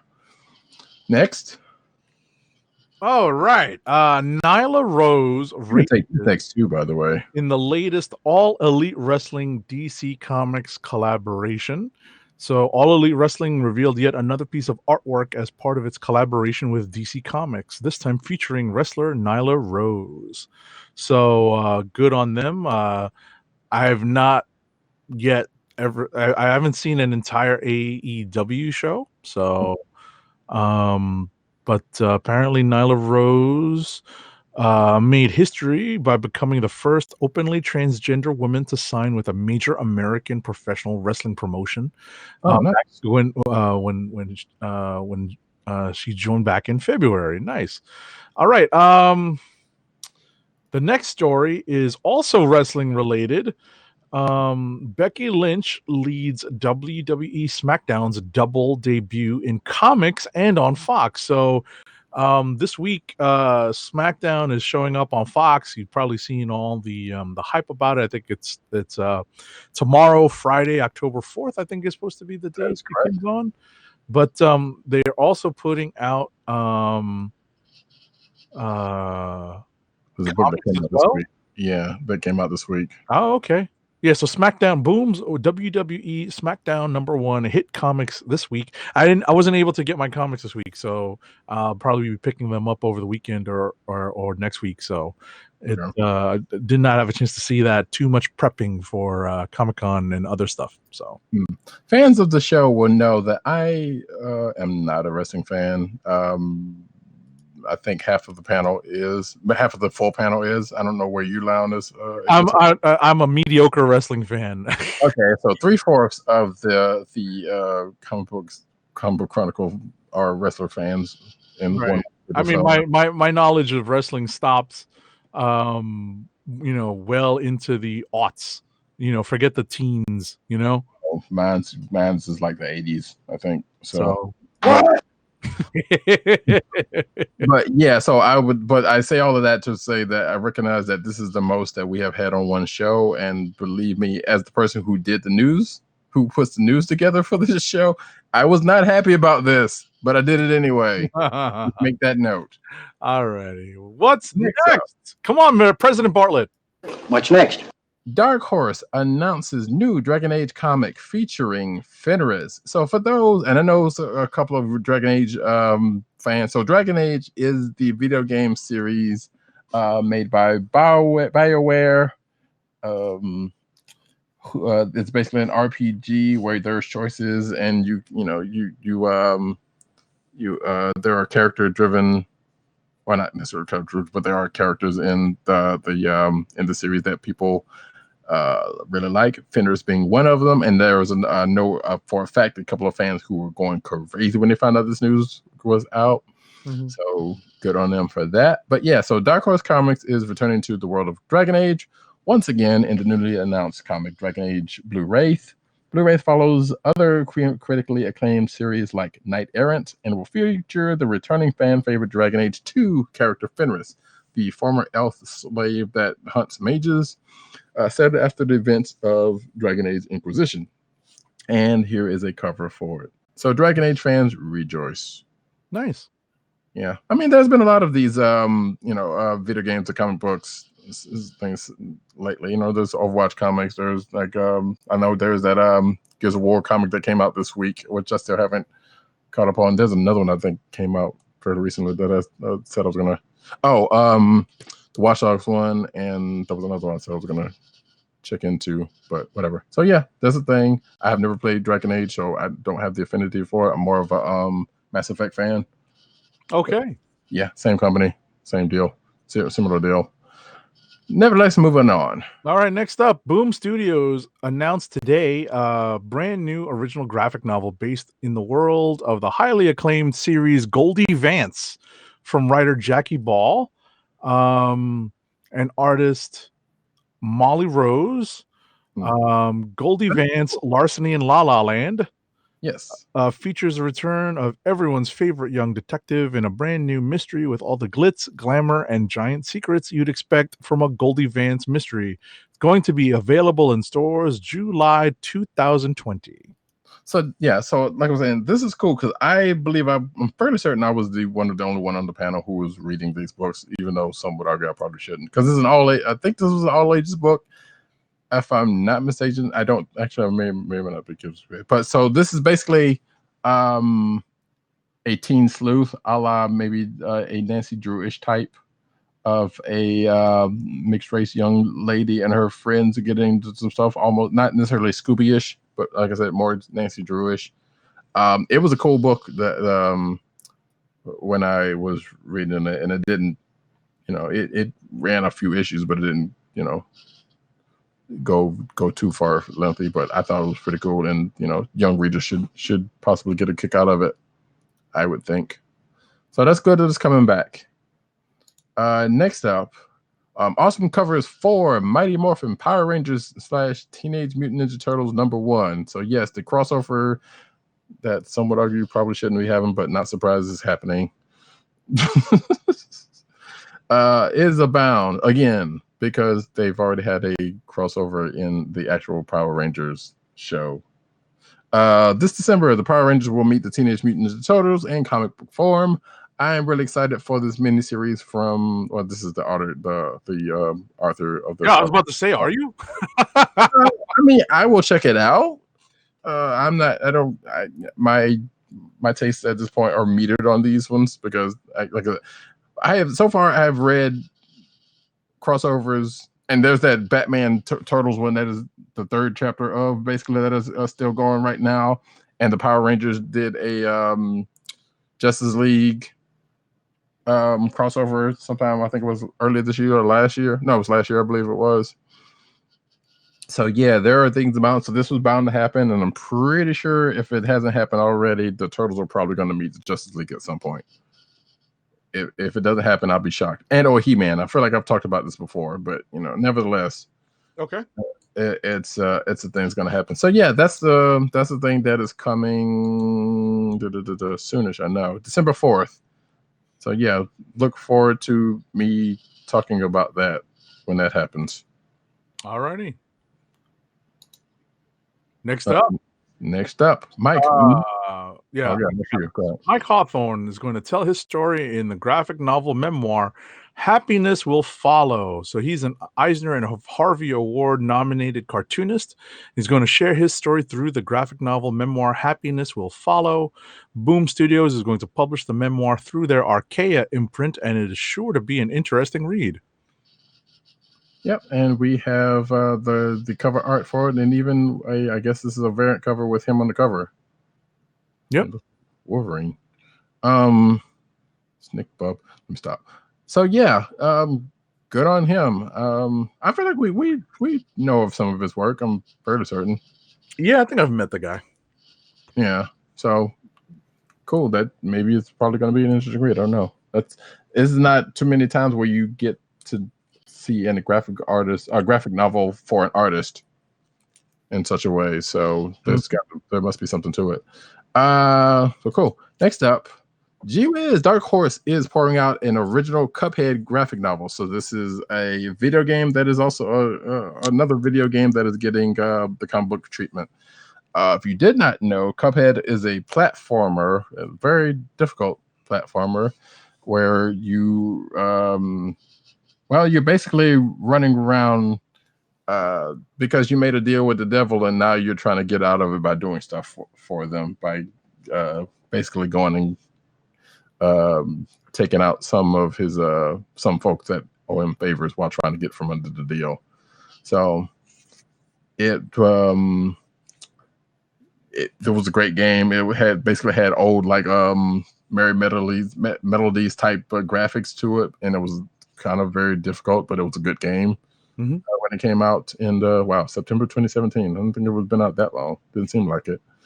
But the aesthetic was cool and the gameplay was all right, if not being difficult. So no, they get a comic book out of it. So cool beans. And it is coming from writer Zach Keller and Sean Dixon.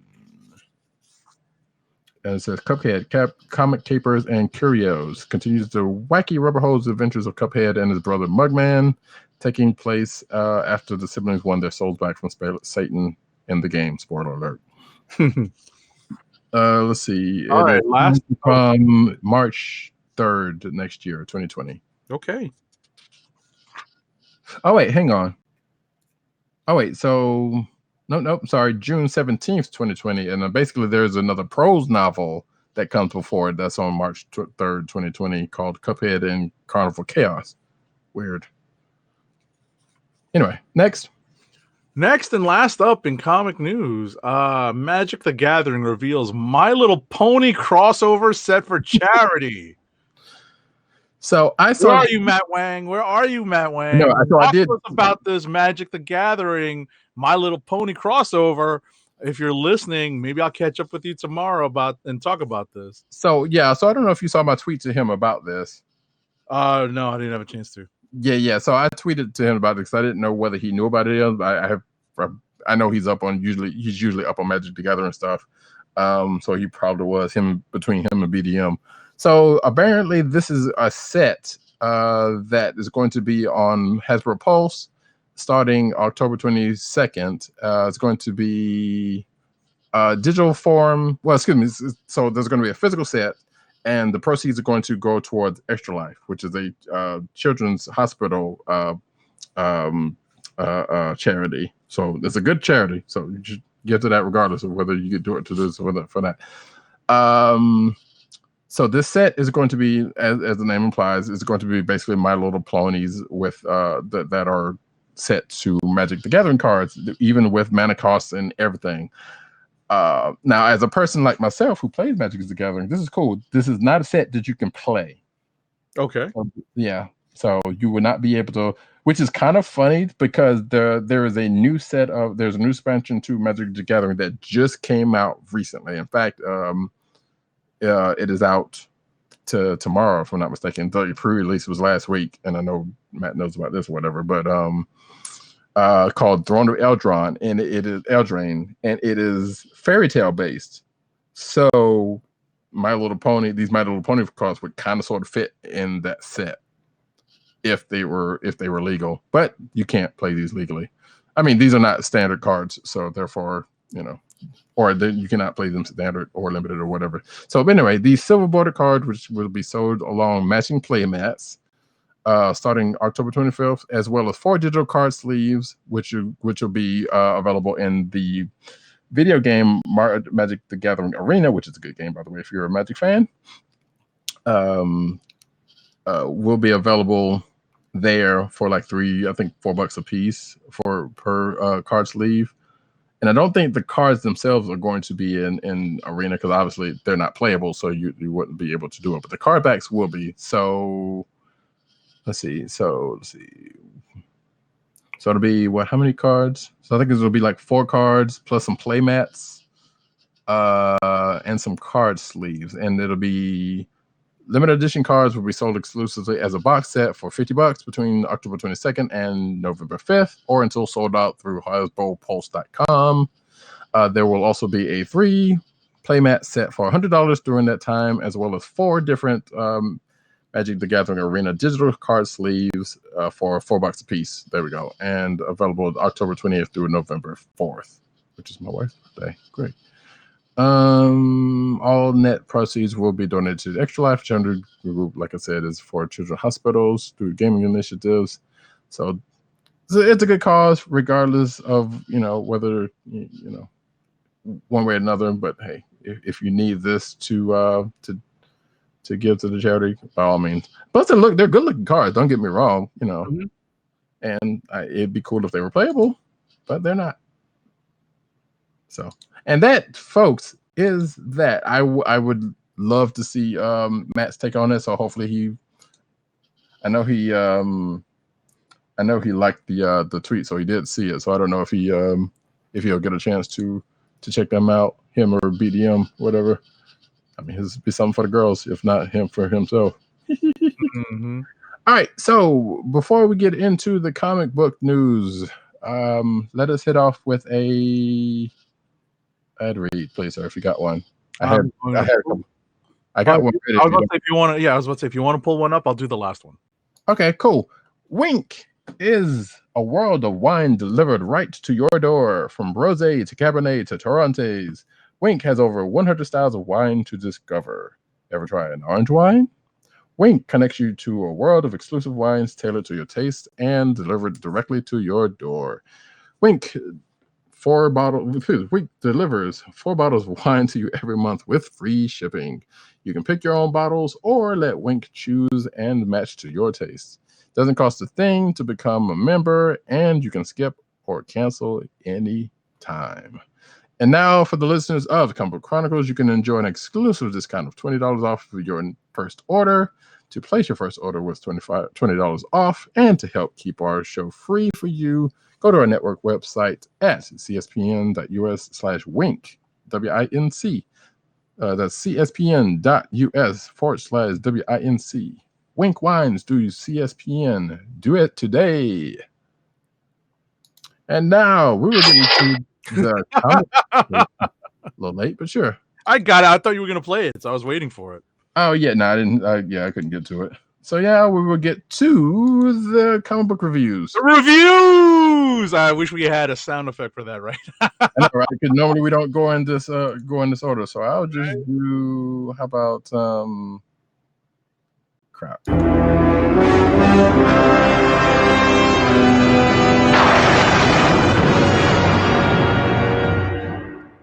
Yeah, we'll work with that. That works. And let me push it back over to this. So, and since Man, you read a lot this week. Holy cow! yeah, it's been some crazy weeks. We've had actually. There were a lot of books out this months. week. Yeah. While I try to get rid of some of the stuff in the background. Boop, boop, boop. Hold on. Let me list what I read. I read Black Cat, Champions, Immortal Hulk, Doctor Strange, and House of X. So let's go ahead and not a terrible list.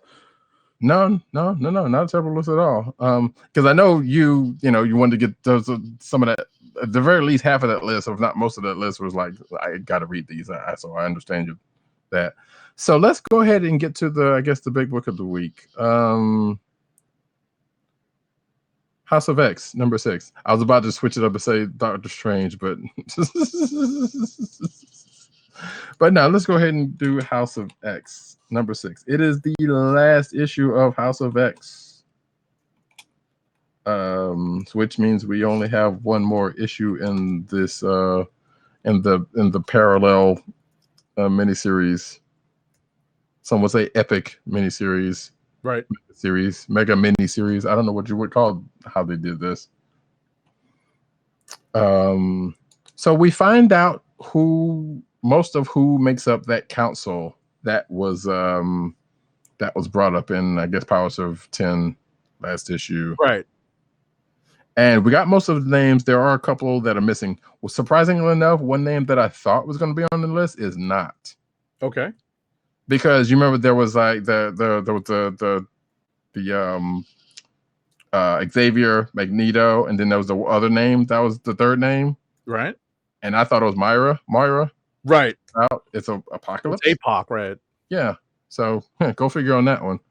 But I knew Apocalypse was going to be there somewhere, so that was, it is what it is on that one. But like I said, they fill in most of that list. There is still a spot missing. I guess we'll find that out in Powers of 10, Powers of X, whatever. Powers of 10, yeah. Yeah, I know. You know me. I gotta be difficult. But the bulk of the issue is basically them starting to iron out the governing of their new mutant nation. Which, wow, I didn't know I had misspelled that. So let me do that. And so the council comes to order. They talk about this, that, and the other, and they basically hash out 3 laws. And then for their first act as a council, they deal with something that basically wasn't brought up since the first 2 issues. Right. We basically see the culmination of their plan. Right. And they deal with a transgression that Sabretooth did in the first issue, in accordance to their new laws, their brand new spanking laws, which were, I guess, at the time that it happened, were not new because of the way the timing of these books have been going. So yeah, and like I said, they hashed out. I don't know the whole part with but I guess it makes sense if you're on the council, you want to get thoughts, especially if it's a new council that's trying to hash out stuff. You want to get ideas from everybody, but it still kind of felt kind of weird when they threw it to when the Mystique threw it to Nightcrawler. It was like, hey, since you're so pious and this, what do you think about what you should be doing? And he was like, hey, make more babies. Like, what were you expecting Nightcrawler to say in this? I don't know, but regardless, like I said, the whole issue is what it pretty much said it was. Like the one question that I still had, which was kind of answered, but what kind of wasn't answered, was hey, we saw Xavier get his Maker hat on for the first time and then announce to everybody their plans, which I think we had seen before previously, but this was this was pretty much everything leading up to that happening, and that happening when he gave that worldwide broadcast the first time, and then going into the government thing. There's still no. I'm still not sure why he kept that thing on, and why does he still have that thing on? Because I feel like there's more of a reason than that's. I mean, whether it's relevant or not, that we're not being told. Mm. And I don't think it gives credence because, and we do see, by the way, Myra show up, so she is there. So I don't know if that prevailing theory that it's her body or something, whatever that theory was. I don't think that one holds that much water, or maybe it still does. I don't know, but there's something about that because at first I thought when it first brought up and we see the cradle, Xavier's personal cradle, I was like, well, maybe he's in that center part and he's just projecting his mind into this body in that thing, and but doesn't seem to be the case.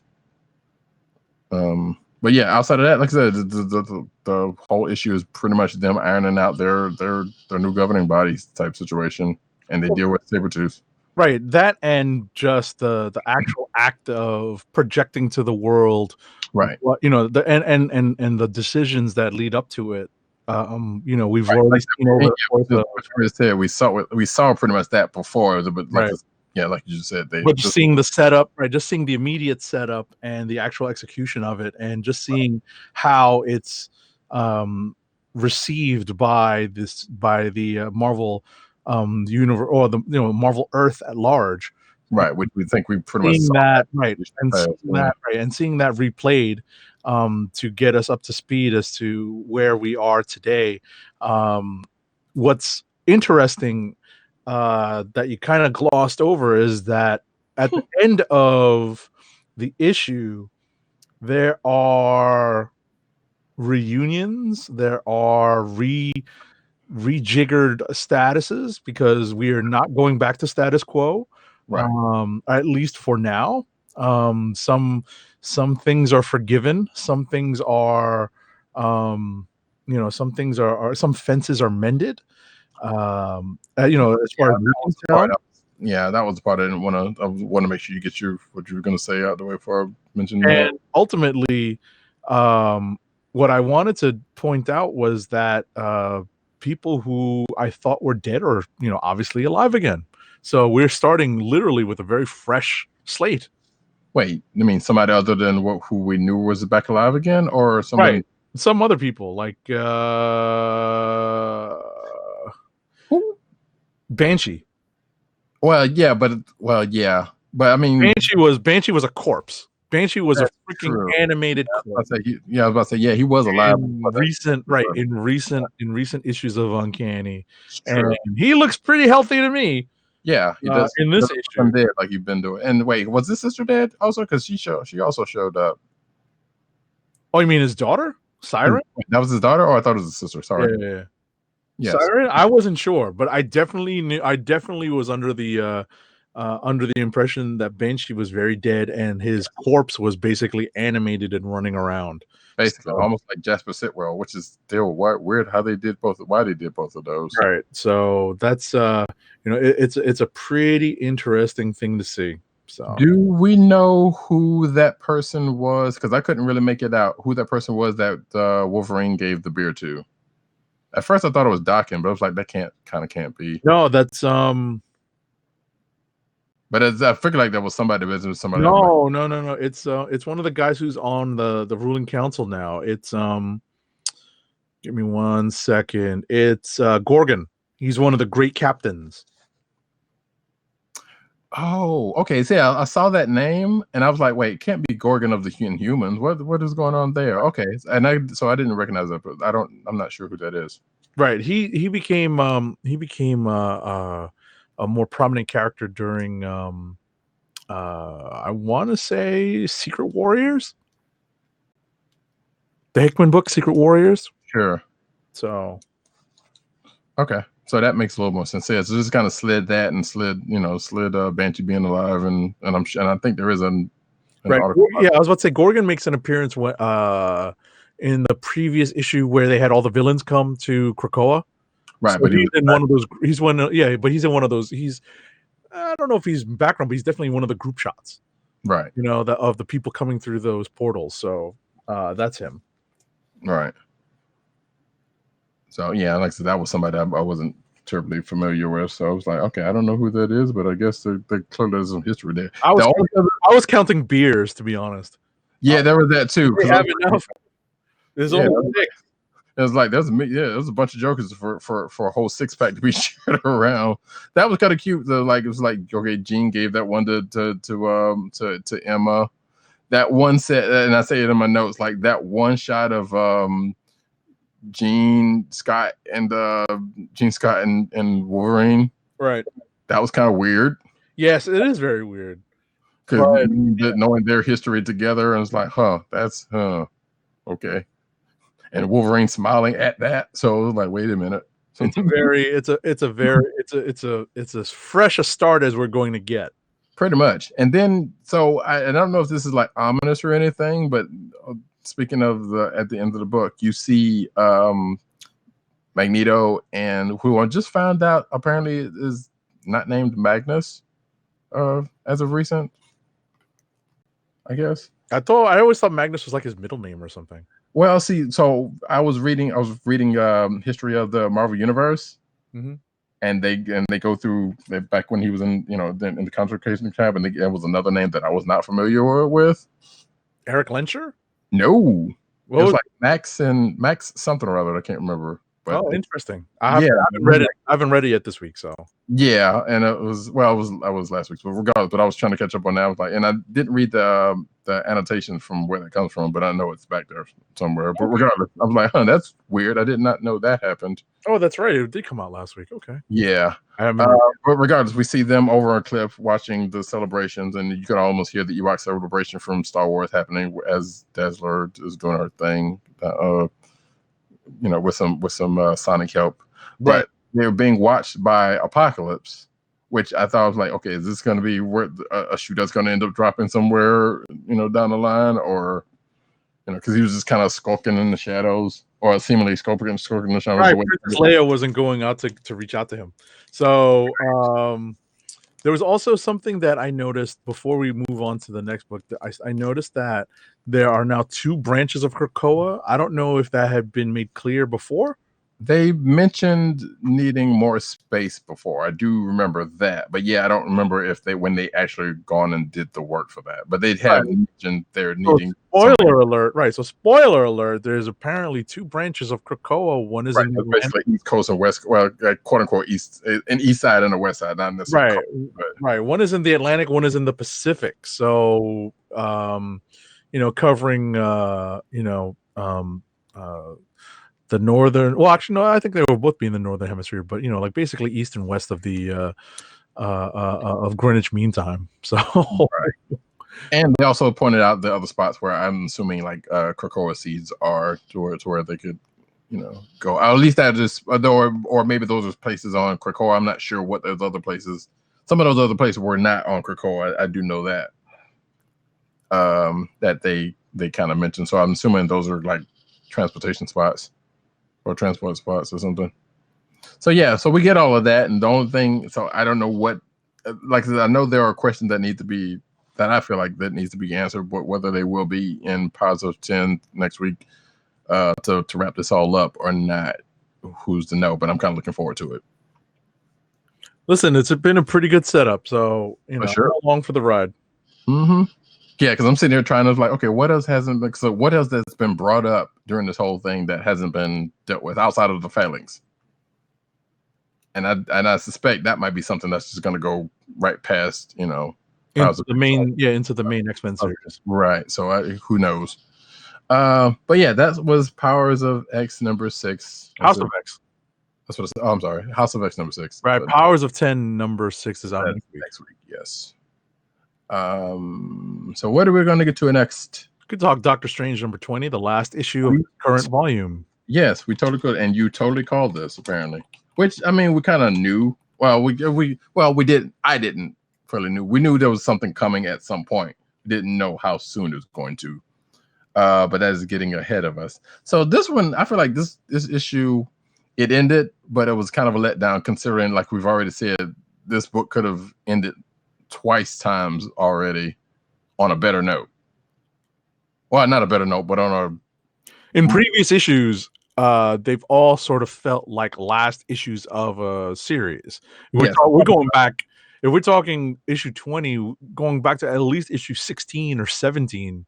At the very least, yes. You know, I've even mentioned like, hey, you know, when is this ending? Is this ending next issue? No, it's still got a whole bunch of things to go through before the series ends, and we immediately deal with the ramifications of Doctor Strange's decision in last issue in the previous issue to change his status quo magically. Still convenient, weirdly convenient, but sure. But hey, they'll get some more stories out of it. So yes, he got the use of his hands back, which in this issue caused some issue because his hands, while wrecked for surgery previously, had gotten more adept at magic casting, and because he had basically new hands, this issue that caused him some issues, which he worked around apparently this issue, and also has him basically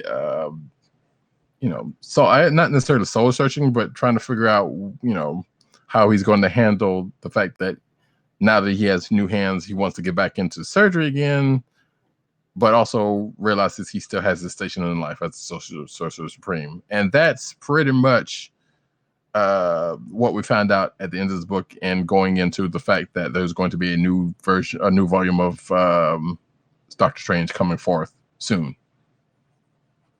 We don't know if this is a one shot or exactly. We don't know if it's a series or anything. But Doctor Strange Surgeon Supreme is the immediate follow-up to this issue. It's going to be coming out in December, so we're going to have a month. Well, that and on an annual coming. Right, but we're going to have a month to find out in solicits whether or not there's going to be a Surgeon Supreme #2. Well, it sounds like the back of the book in the letters page, when they talk about, or behind the letters page when they talk about it, it made it kind of sound like it's another volume, and it's going to be mixed with horror.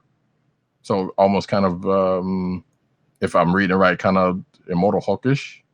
But they don't really specifically go there. But they mention, horror down there, but they don't specifically say what else is going to happen. Okay. So yeah, so basically, what is it going to be? Whatever it is going to be him trying to roll through the soldier world and the magic world, and something's going to have to give. Even they said that Bats kind of hipped him to it in this issue, like, hey, you could be doing surgery, and then at the amount of invasion that happens, and the streets run red. So, which, by the way, always happy to see Bats around. I think the only other thing that happens in this issue is like Kat Connor's back. Whether she's back for good, I don't think she was, but I like that character, so they brought her back for this last issue, I guess, to kind of bring it back full circle, because Steven ends up helping her with a thing which almost sounds like something out of a video game. Right. Weirdly enough.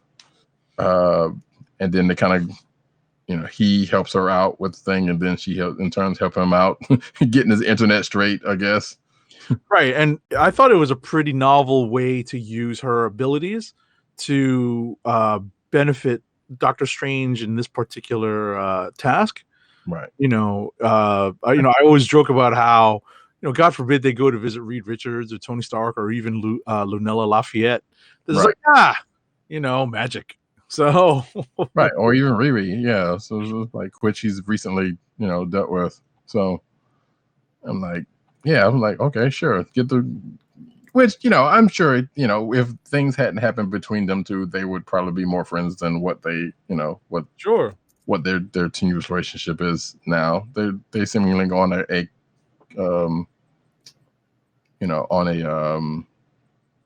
they seemingly part on a relatively amiable terms. So. Right. So that's cool. But that is that, like I said. Oh yeah, and there was also mention of a villain that was in Avengers Loki's Unleashed, which I thought was interesting. I'm like, okay, is there going to be more of that coming? Because they wouldn't have just dropped that again, you know, if that wasn't going to come up, which it didn't happen in this issue. So maybe that's something else going to come up again, or maybe maybe that was just a one-off because of the fact that happened. But it was weird that they would bring that up.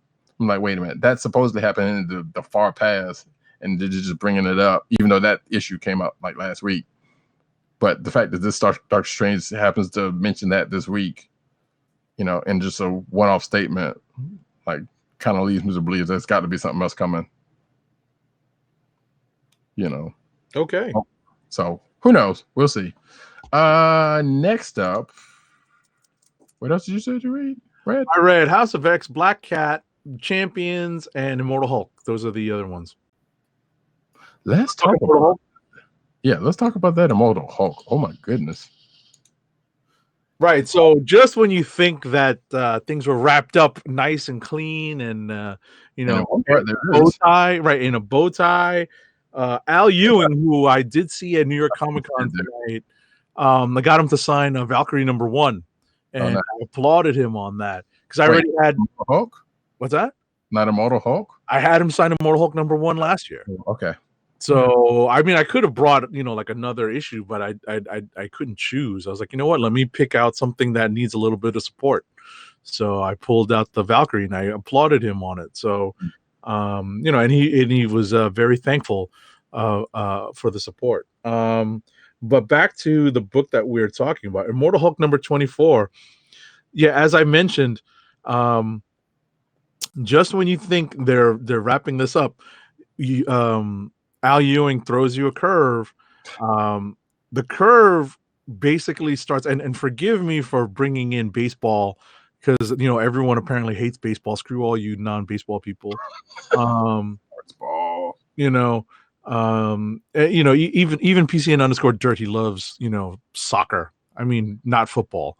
But what's funny is that Al Ewing throws a big bending curveball that's breaking across two planes, because you get references at the beginning to not only historical events involving galactic, pun intended, scale people, also fantastic level people, all the way down to one Bruce Banner, and how all this stuff kind of run parallel to each other, how these things run parallel to each other, and how they are maybe related to each other.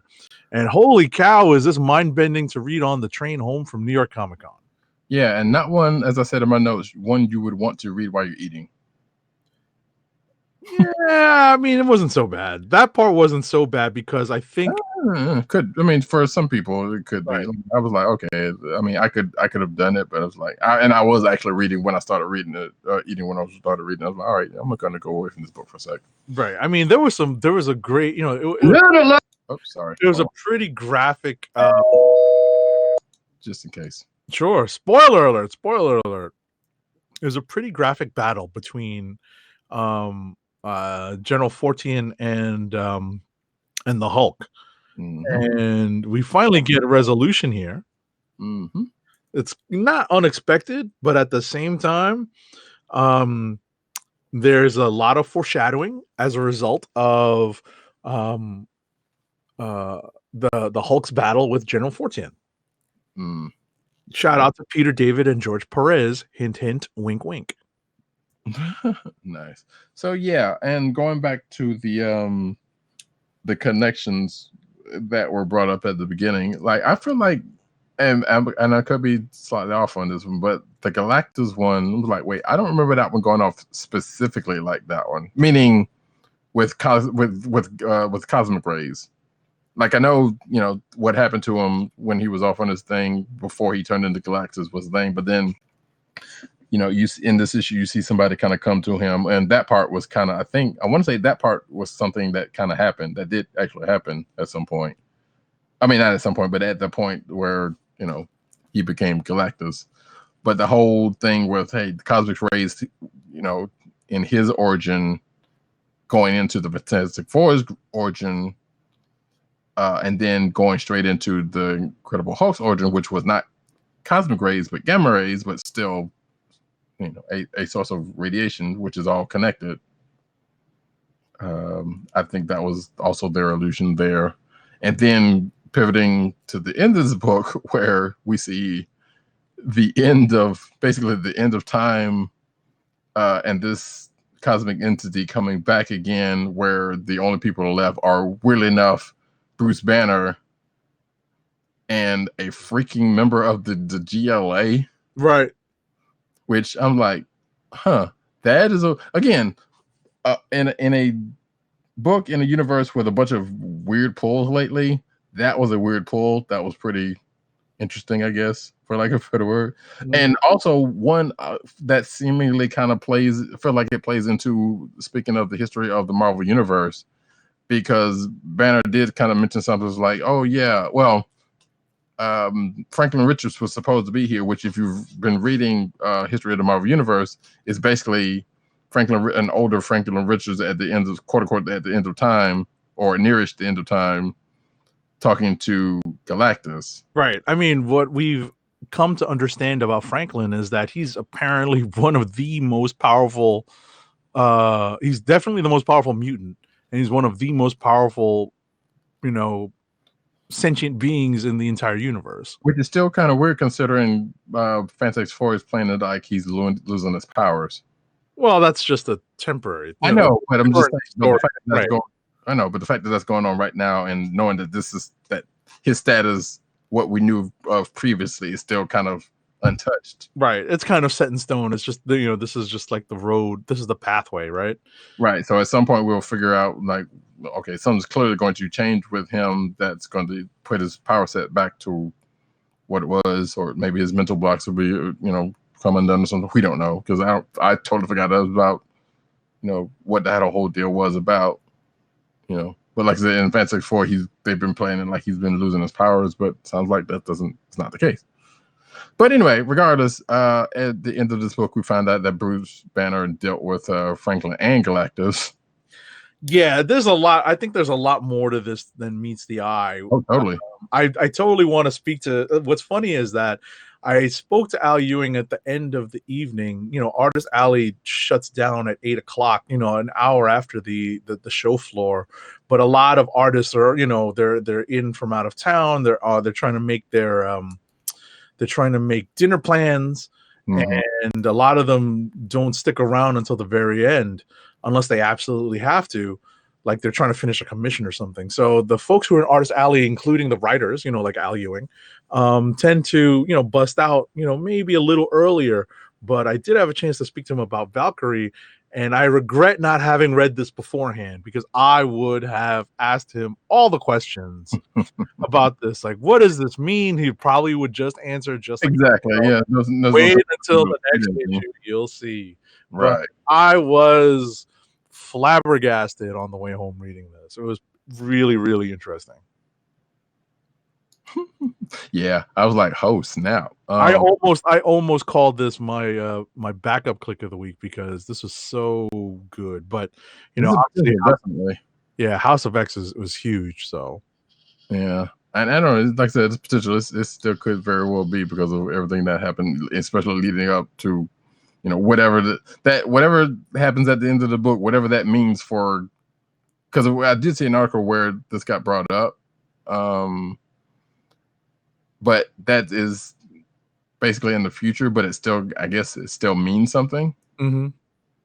But it also means, like, well, there was a future where it was the Maestro, and not just, a basically seemingly Hulk taking over Bruce Banner that still retains all of that. We don't, like I said, there's a bunch of meaning in that whole thing. And right. Like I was about to say, we didn't ring the spoiler bell, but we yelled out spoiler enough. Sure.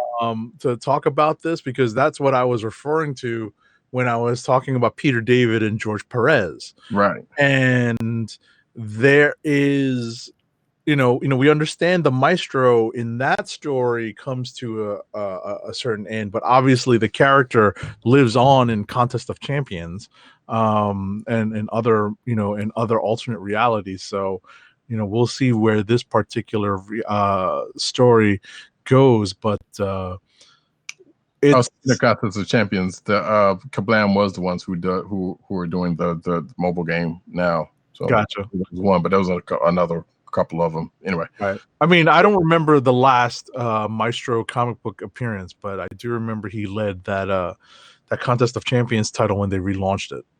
the one that I believe Al Ewing did that one actually. I think so. Yes. So yeah, that might have been the last time he's been around. There may be, if there was something since then, I don't remember it either. So yeah, this was a big deal. Like, I don't know if you're just kind of coming into this book, and not seeing where it started and where this is. It's like, huh, like this is something, and you might not be able to scratch what it is, but it's like, yeah, there's more to this clearly than. Like, even if you've been on this book for the whole time, like there's something big on this. Yeah, because this is the book that sets the stage for the next big story arc. Because we thought that dealing with Fortean would kind of finish off, a story arc, and we'd get a brand new issue with a brand new direction. Nope, we threw it right into the middle of this one. Yeah, and turns out, and speaking on that, yeah, the I guess present day Hulk, Immortal Hulk. Got a new job, got a new base, and got some new digs to go along with that plan that he's been working on. Sure, and a new chair. Yeah, and a new chair, which you throw some swords on that, it almost would have been the Iron Throne, I guess. I don't even watch Game of Thrones, even though I know that. But anyway, so yeah, that was Immortal Hulk. I don't know if you've got anything else. No, that's it. Yeah, so but this is a book. Yeah. So if you're not on Immortal Hulk and you kind of like a horror-ish kind of book, and hey, guess what? It's October, folks. So yeah, you should check this out. All right. Do you want to do rapid fire now, or just talk about these last two books we have in common? Then you'll just rapid fire everything else. Yeah, we can talk about these last couple of books. All right. So Black Cat number 5. I love a heist book. I love the heist story, and it continues to be good. This heist story has gone off the rails, as we have.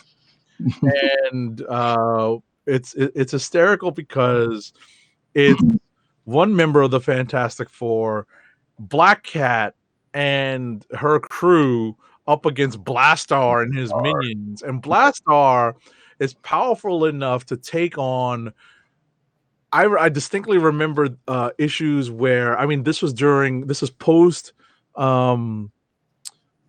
siege of Avengers Mansion.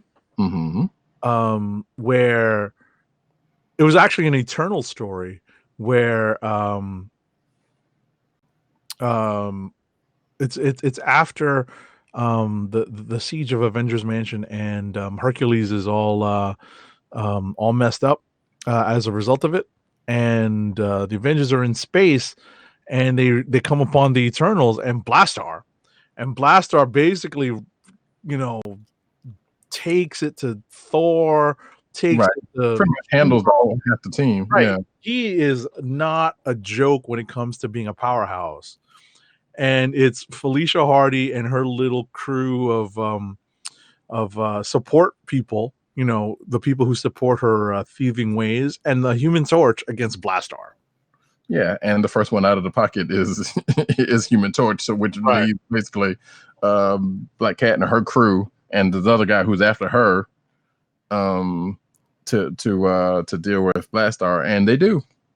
Right. Which, I don't know if that says more about them or less about Blastar at this point.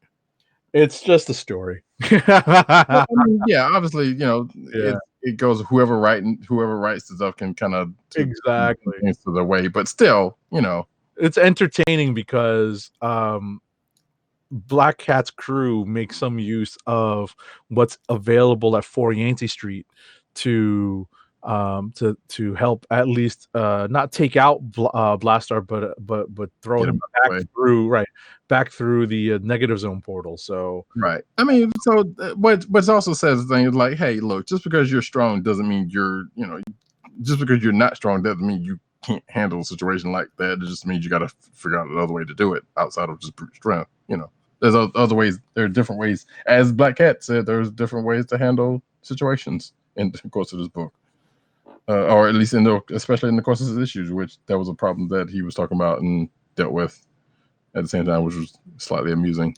But yeah, and funny enough, the fight with Blastar wasn't the scariest person they ended up meeting coming up upon. Oh, the scariest person they end up meeting is the most powerful member of the Fantastic Four. Right, which was said, Felicia did mention last issue, like, yeah, don't want to run up on that, and they end up coming back and kind of cleaning up and dealing with shooing everybody out the house with the exception of Johnny, and just doing whatever. So yeah, this was a good issue. But then the only other thing with this issue, we found out that the head of the Thieves Guild found out that Black Fox is still around. So now that there's a new there's a new wrinkle. Yeah, there's a new direction for the story. So and obviously they're still there. I believe they're still working on that big heist. Yes. Yeah, related heists that the Black Fox is directing them on. So yeah, I continue. This book continues to entertain, and that's important. Yes, exactly. So we're looking forward to more. I don't know. Well, I don't want to be like, I don't know how long this book is going to last, but whatever. But let's face it, it is a thing. I feel like it's very least last as long as people are buying the J. Scott Campbell covers. Oh no! I think we can pretty certain that's not true, but yeah, that's true. There's an avenue there, but I hope it gets a pretty good run, because like I said, it has been entertaining so far, and it could potentially continue to be entertaining. Oh, and actually, wait, that cover is misleading. I wanted to mention that. Which one? This issue? This issue, I believe. Yeah. Oh, with the 9. Wait, hang on a second. What am I talking about? Oh yeah, so it is misleading because it has it is totally misleading because it has Spider-Man on the cover and and Felicia. Spider-Man doesn't show up, and I know that is the thing that's coming up soon. So I don't know if that was a question of sometimes covers and insides don't exactly match, but they were supposed to go at some point. Yeah, I was about to say this one is more of a design than anything. Yeah, because of the 9 Lives theme, so right? I think that's what the cover's portraying, as opposed to what's in the story. Yeah, it'd be nice if it was in the story. Oh, I mean, like I said, we know this. I kind of doubt that, because I know we've already talked about this is a story that is coming up with them two involved together in something. So I think, I don't know, it may have just they're probably a month off on the cover and they just ran with it or something, because sometimes they would pull it back up. It's neither here nor there at this point, but it's just sometimes you look at the cover and then look at the insides, it's like that doesn't match up. Anyway, next book. What was your other book you said? Champions. Yes. So boy, did this book read like an ending of a volume. Yeah. And I'm sad to see this one go, because yes, this is definitely the last issue of Champions. We kind of, I don't know, some parts of it before even this issue kind of felt like that was the case, but right. I didn't want to believe that. But yeah, so half the team had been taken over by Blackheart, and this issue, that all gets undone, and the team ends up going from fighting each other to fighting Blackheart, and then having Korean barbecue and yays and hippie skippies. Whatever happened in this volume got resolved in this issue. Yes. And although I feel like there's still something that was unresolved, but maybe that was something from last volume that just got swept.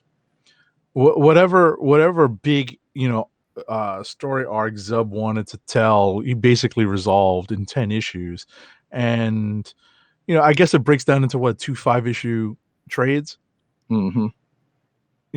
And I was about to say, it's just a shame that it wasn't able to continue. Yeah, I would have, because I enjoyed this version of the Champions and the young folks doing their thing, and it was a good book. It was a good book before Zeb came on. It was a good book when he took it over. But you kind of felt, at least I did, kind of felt like, well, Zeb's coming on, and now it was like they're just kind of throwing something together to you know, to end this book on, I guess. I don't know. But even though they didn't, if that was more of the case, they didn't have to change volumes, which they did with this one to do that. But yeah, I don't know. Hate to see books go, especially, you know, good ones like this, but it is the case. Now, they do say at the back of the issues, like, yeah, even though the book's ending, they will be around for that next event that's coming in December. So there is that. So the champions are going to be around, but whether they're going to get another volume anytime soon, who knows? Oh, and the only other thing is, and this will be a theme, you didn't get a chance to read Ghost Rider, did you? Nope. Yeah, okay. So Mephisto shows up again. Of course. Yeah, except for if you had read Ghost Rider and you know, coming from Damnation, which we've talked about before, it's like, wait, why is he showing up in so many places when supposedly he's diminished? Basically. Or actually, I think at the end of Damnation, he was in jail or at some point around that. But we'll get to that when I talk about Ghost Rider. So if that's it, we can go into rapid fire. Spinning it up.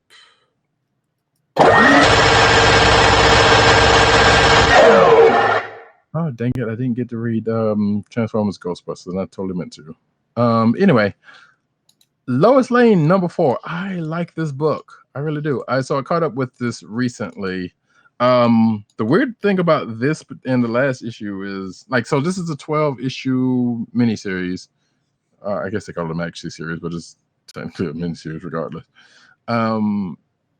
And it kind of reads, which makes sense, kind of reads like Gotham Central, which again makes sense because Greg Rucka wrote partially on Gotham Central, and even the art style kind of evokes that.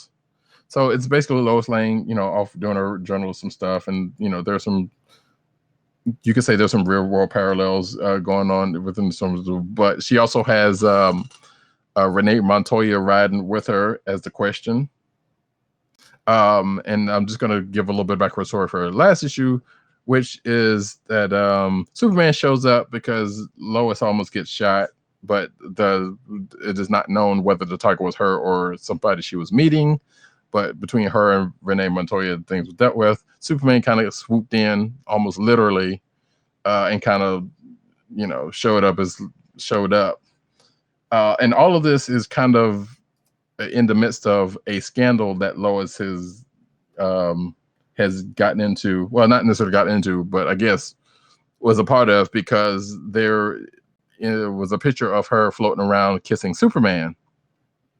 So, you know, most of us readers know that she's married to Superman, but the general public in the universe don't know that. So it's a big scandal for her. So him showing up in this issue after something happens that when she's involved with, kind of puts more fuel on the fire, and they have this big talk about it, which almost got Renee Montoya involved in, which she was like, no, I'm gonna go meet you at the hotel. And then she ends up, speaking of Renee Montoya, who is the Question still, meets up with a very alive Vic Sage, the original Question, who I think he's been around in a couple of books lately, right?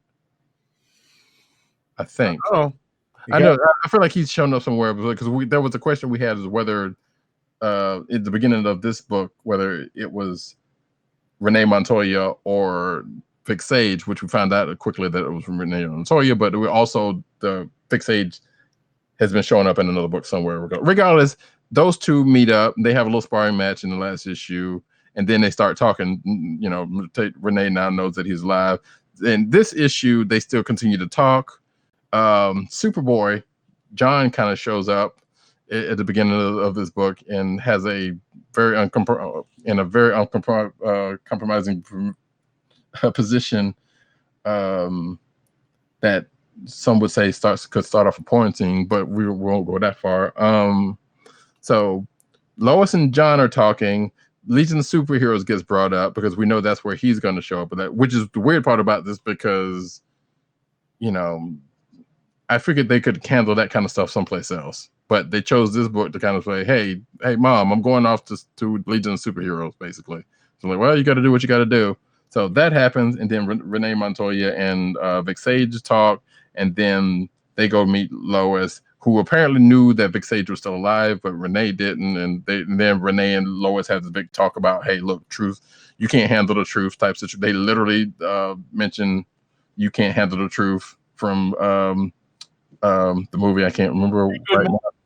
So yes, thank you. Good men.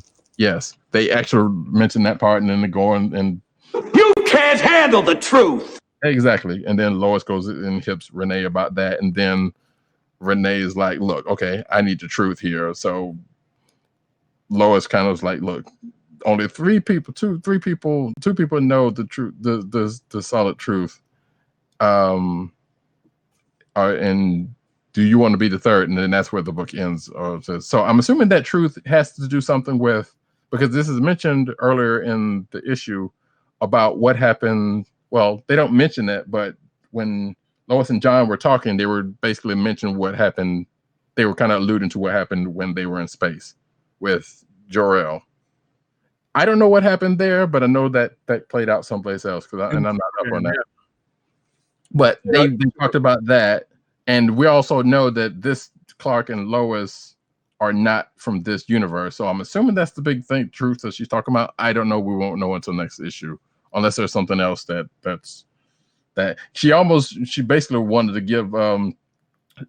She basically almost wanted Superman to tell Renee Montoya her secret. I don't know why, but I mean, there's the secret, or his secret rather, because apparently she didn't know he's Clark Kent. But this was like I said, this was an amusing issue, and I pretty much enjoyed it. And I'm liking this issue so far too. Young Justice number 9.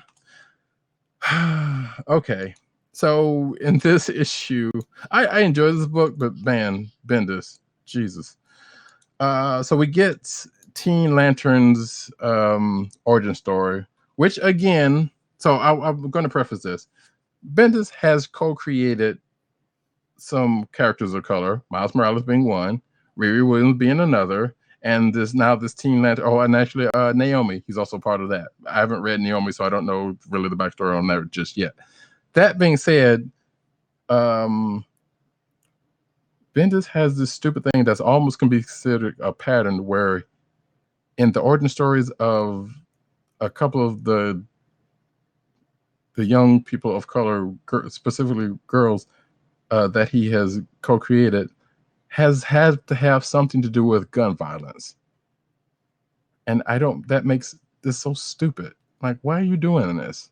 Like, yes, he has adopted kids of color, whatever. I don't care. But I'm like, why are you doing this? Like Riri's, his dad and his best friend, her dad and her best friend got shot, blah, blah, and that's all in her other story. She's still dealing with that and that kind of stuff. Teen Lantern, basically, in this issue, spoiler alert, kind of like Hal Jordan comes across a dying Green Lantern, she does too, but except for she sees this Green Lantern get basically taken out by some dude with a gun. But and she's in like Bolivia or someplace and she was with a friend. But this Green Lantern doesn't necessarily have a ring. He has this backpack with a gauntlet that is potentially like it's either imitating or tapping into the Green Lantern energies. We don't know that just yet, but it's basically hacked Green Lantern energies, whatever the case may be. So clearly that's going to be something that's going to be talked about, and she doesn't know what it is, but basically that's pretty much her backstory. I'm like, why do you always have to put, why do you have these young people you have to have gun violence in their origin story? It makes no sense. Again, I don't know about Naomi's, and at least with Miles, he didn't kill off Rio until later, but he did still do that, but that's a whole nother thing. Anyway, then that got reversed. But the rest of the issue is the rest of the team end up finding the multiverse, a map to the multiverse, but they want to clean up the Earth they're on now, and there it goes from there. DCeased number 5. Still enjoying this book. So the short and skinny on this one is like, it seems as though they're, after things have happened, including Captain Atom blowing up basically 3 cities, which apparently Tom Taylor loves to do because he did that in Injustice starting off. But Captain Atom got infected, blew up 3 cities, but of course the Daily Planet Yes, the Daily Planet. I almost keep calling it the Bugle. Got saved because of Black Canary with the Green Lantern ring. So you knew that was going to happen. But they go on to try to start society over again, and Poison Ivy's taking over Gotham. So they try to seek some asylum. Damon's taking over the Batman persona. So they try to get society back together again, and they go left to do that until halfway through the issue, where where things start to get better, but then get worse, because after a nice taking down of Luther by one Lois Lane, who was talking smack about Superman, he gets killed by one Martian Manhunter, and then Barry Allen the Flash gets infected all the same, then runs off, starts infecting a whole bunch of people. And then, as that article was alluding to earlier, which I didn't want to talk about then, Superman makes the ultimate sacrifice to deal with Barry Allen, and he himself gets infected, which means they're screwed. And that's where the issues end. And I believe this is the penultimate issue, because there's like one more left. So we'll see how that plays out next issue. Contagion #1, which is coincidentally the Marvel's version of something similar. So we have basically, as I say in my notes, the Thing and FF get involved with an underground viral outbreak that somehow came from Kunlun, which means who is going to be getting involved soon. And that's pretty much the short and skinny on that one. It is what it is. Fantastic Four #15. I know you were going to read this, so I'm not going to spoil it for you, but they're still continuing that mission that they were on, that was they're finishing their original mission. But apparently this is a twist. And I think you will probably enjoy this. There is a kind of a 60s era kind of telling to the story, and I kind of appreciated it. Okay. Apparently, let's just say the FF are the bad guys through the whole of the story, and Johnny may have found himself a playmate who, as I say in my notes, at least is not a Skrull. But then I go on to read Future Foundation #3. Which I did not know that at the time there was going to be a tie to what I said in my Fantastic Four notes, because the Future Foundation basically are still trying to get away from this planet, who they broke out somebody. We get a backstory of Ricky Barnes, which I told you last week was, or not last week, but last time this happened, she was a deep pull from the Onslaught days, but apparently they have enriched her history, because the character has shown up a couple of different times that I am aware of, at least one of the different times that I'm aware of. But they basically do a good job of bridging a whole bunch of timelines where she shows up, and then they put her in this. And I'm sure, and even mixing in some Secret Wars and the first arc of Fantastic Four, where the Never Queen, when that whole thing came up, when they were still out in the multiverse. So they kind of blend that stuff kind of together. But at the end of the book, as they're trying to fight, and the Maker's still trying to do his shenanigans, Yondu, spoiler alert, is not who he says he is, because Yondu's been kind of rolling with the group. But it turns out that Lita, the Skrull who married Johnny, ends up being Yondu in disguise. Nice. So I was like, wow, that's a pull. So for future people who know who Lita is, and I just kind of said basically who he was, but who knows that history? Right, now you have to go back and check out those issues as well. Although they have been poking fun at Johnny's history in, I believe, the most recent issues of Fantastic Four. So they did, when they went off the honeymoon, they brought that back up, where where the Skrull. So let's see, we did House of X, that Ghost Rider #1. So I'm looking forward to what you think of Fantastic Four #1. And I don't know if you were reading Future Foundation, by the way, but you should check that out. Ghost Rider #1. So okay, so I have to preface this a little bit. So because there's a mention of there's stuff in this issue that gets referenced in or vice versa. That is reference from Absolute Carnage. And Oh, okay. yeah, because apparently there was an issue. There was a one shot from Absolute Carnage that Ghost Rider shows up in.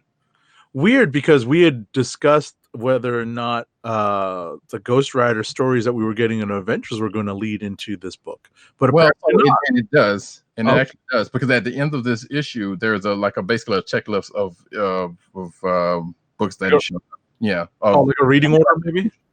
Huh? Yeah, kind of. Reading Because apparently the Avengers book is there. Apparently he showed up in Punisher.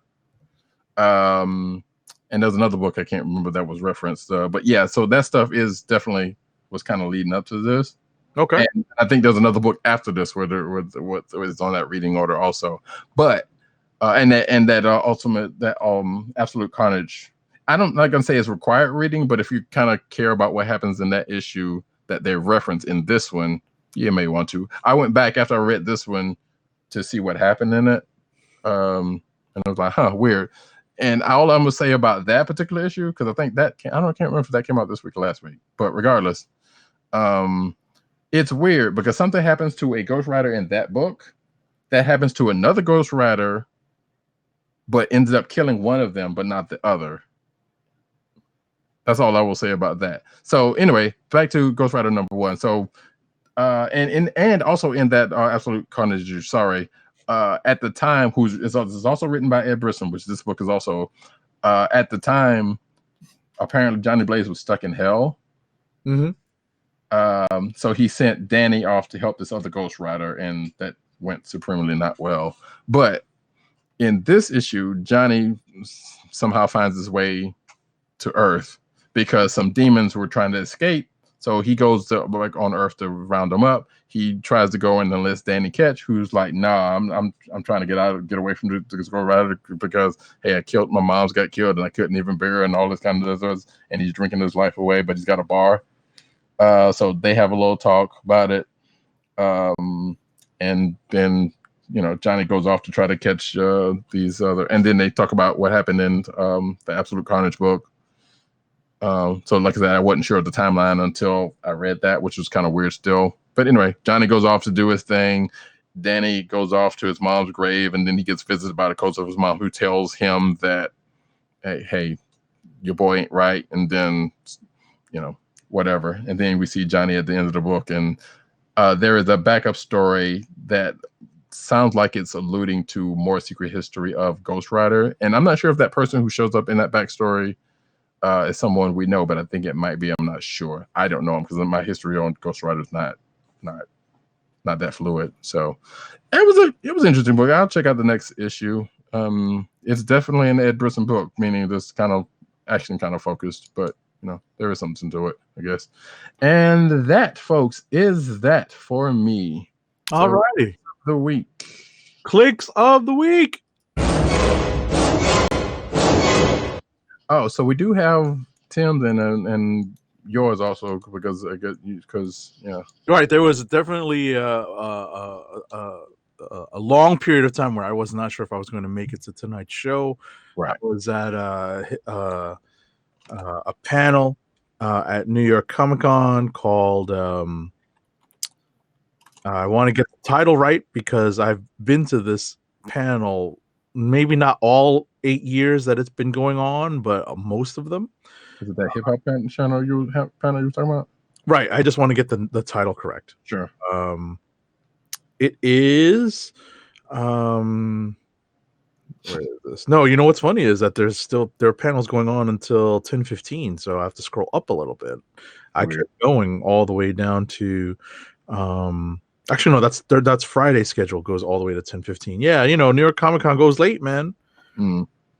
There was actually something with M. Night Shyamalan at the Hammerstein Ballroom that went until 10. It wasn't at the Javits Center. But yeah, I was at the Hip Hop and Comics Cultures Combining panel. So nice. Wasn't sure. What's that? Who was on the panel? Patrick Reed. He's the one that moderates it. Adam Walenta. He goes by Illis. This DJ Juice or Jazzy Juice. There's a couple of names that I recognize. One gentleman who's on Sway in the Morning, Okay. who used to be with the Trackmasters. Now the Trackmasters are back together. Yeah, no, and a couple of comic book and a couple of artists. So it was a pretty interesting panel. Like we've had Pete Rock, we've had Chuck D, we've had DMC show up.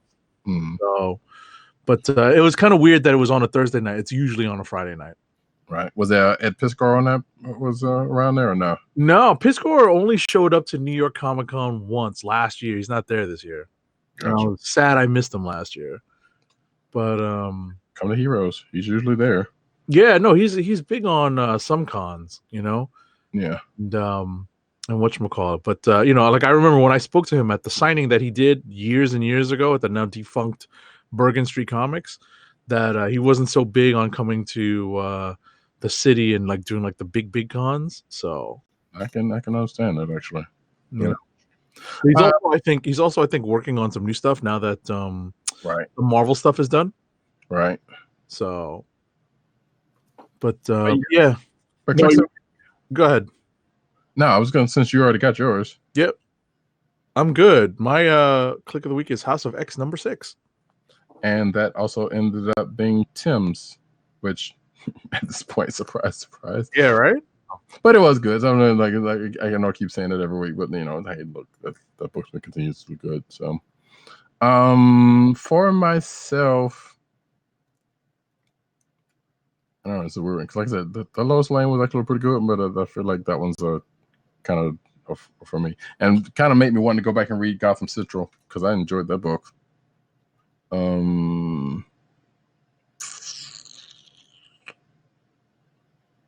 Deatio, you know, just for the mention of Onslaught, that one doesn't get it. You know what? Immortal Hulk 24. There you go. Nice. Like I said, that was a heck of a read on the way home. Yeah. I'm mad at myself because I didn't get to read, like I said, Transformers, Ghostbusters, or Star Wars again this week. Because I know that one came out, but yeah, maybe I'll do something. I don't know if I'm gonna promise that, but I keep saying I might do something on the weekends and I never do. So yeah, so that is that. And if you don't mind, give us another ad read. So I'm doing, you know which ad read it is, ladies and gentlemen. If I'm in a hurry because I literally have a couple things to pack up, and you know I've got to adjust my my cargo load, my comic book load for Con Friday at New York Comic Con, and I still have to knock out an Inktober drawing for day 3.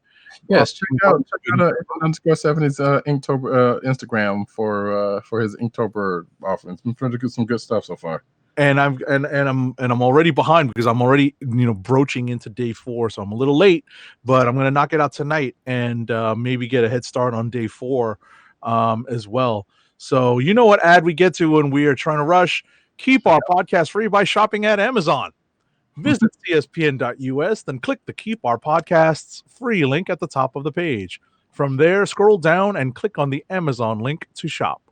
Purchase items from Amazon as you normally would, whether it's books, music, electronics, jewelry, apparel, or paint markers from Sharpie that look good on comics when you sign them.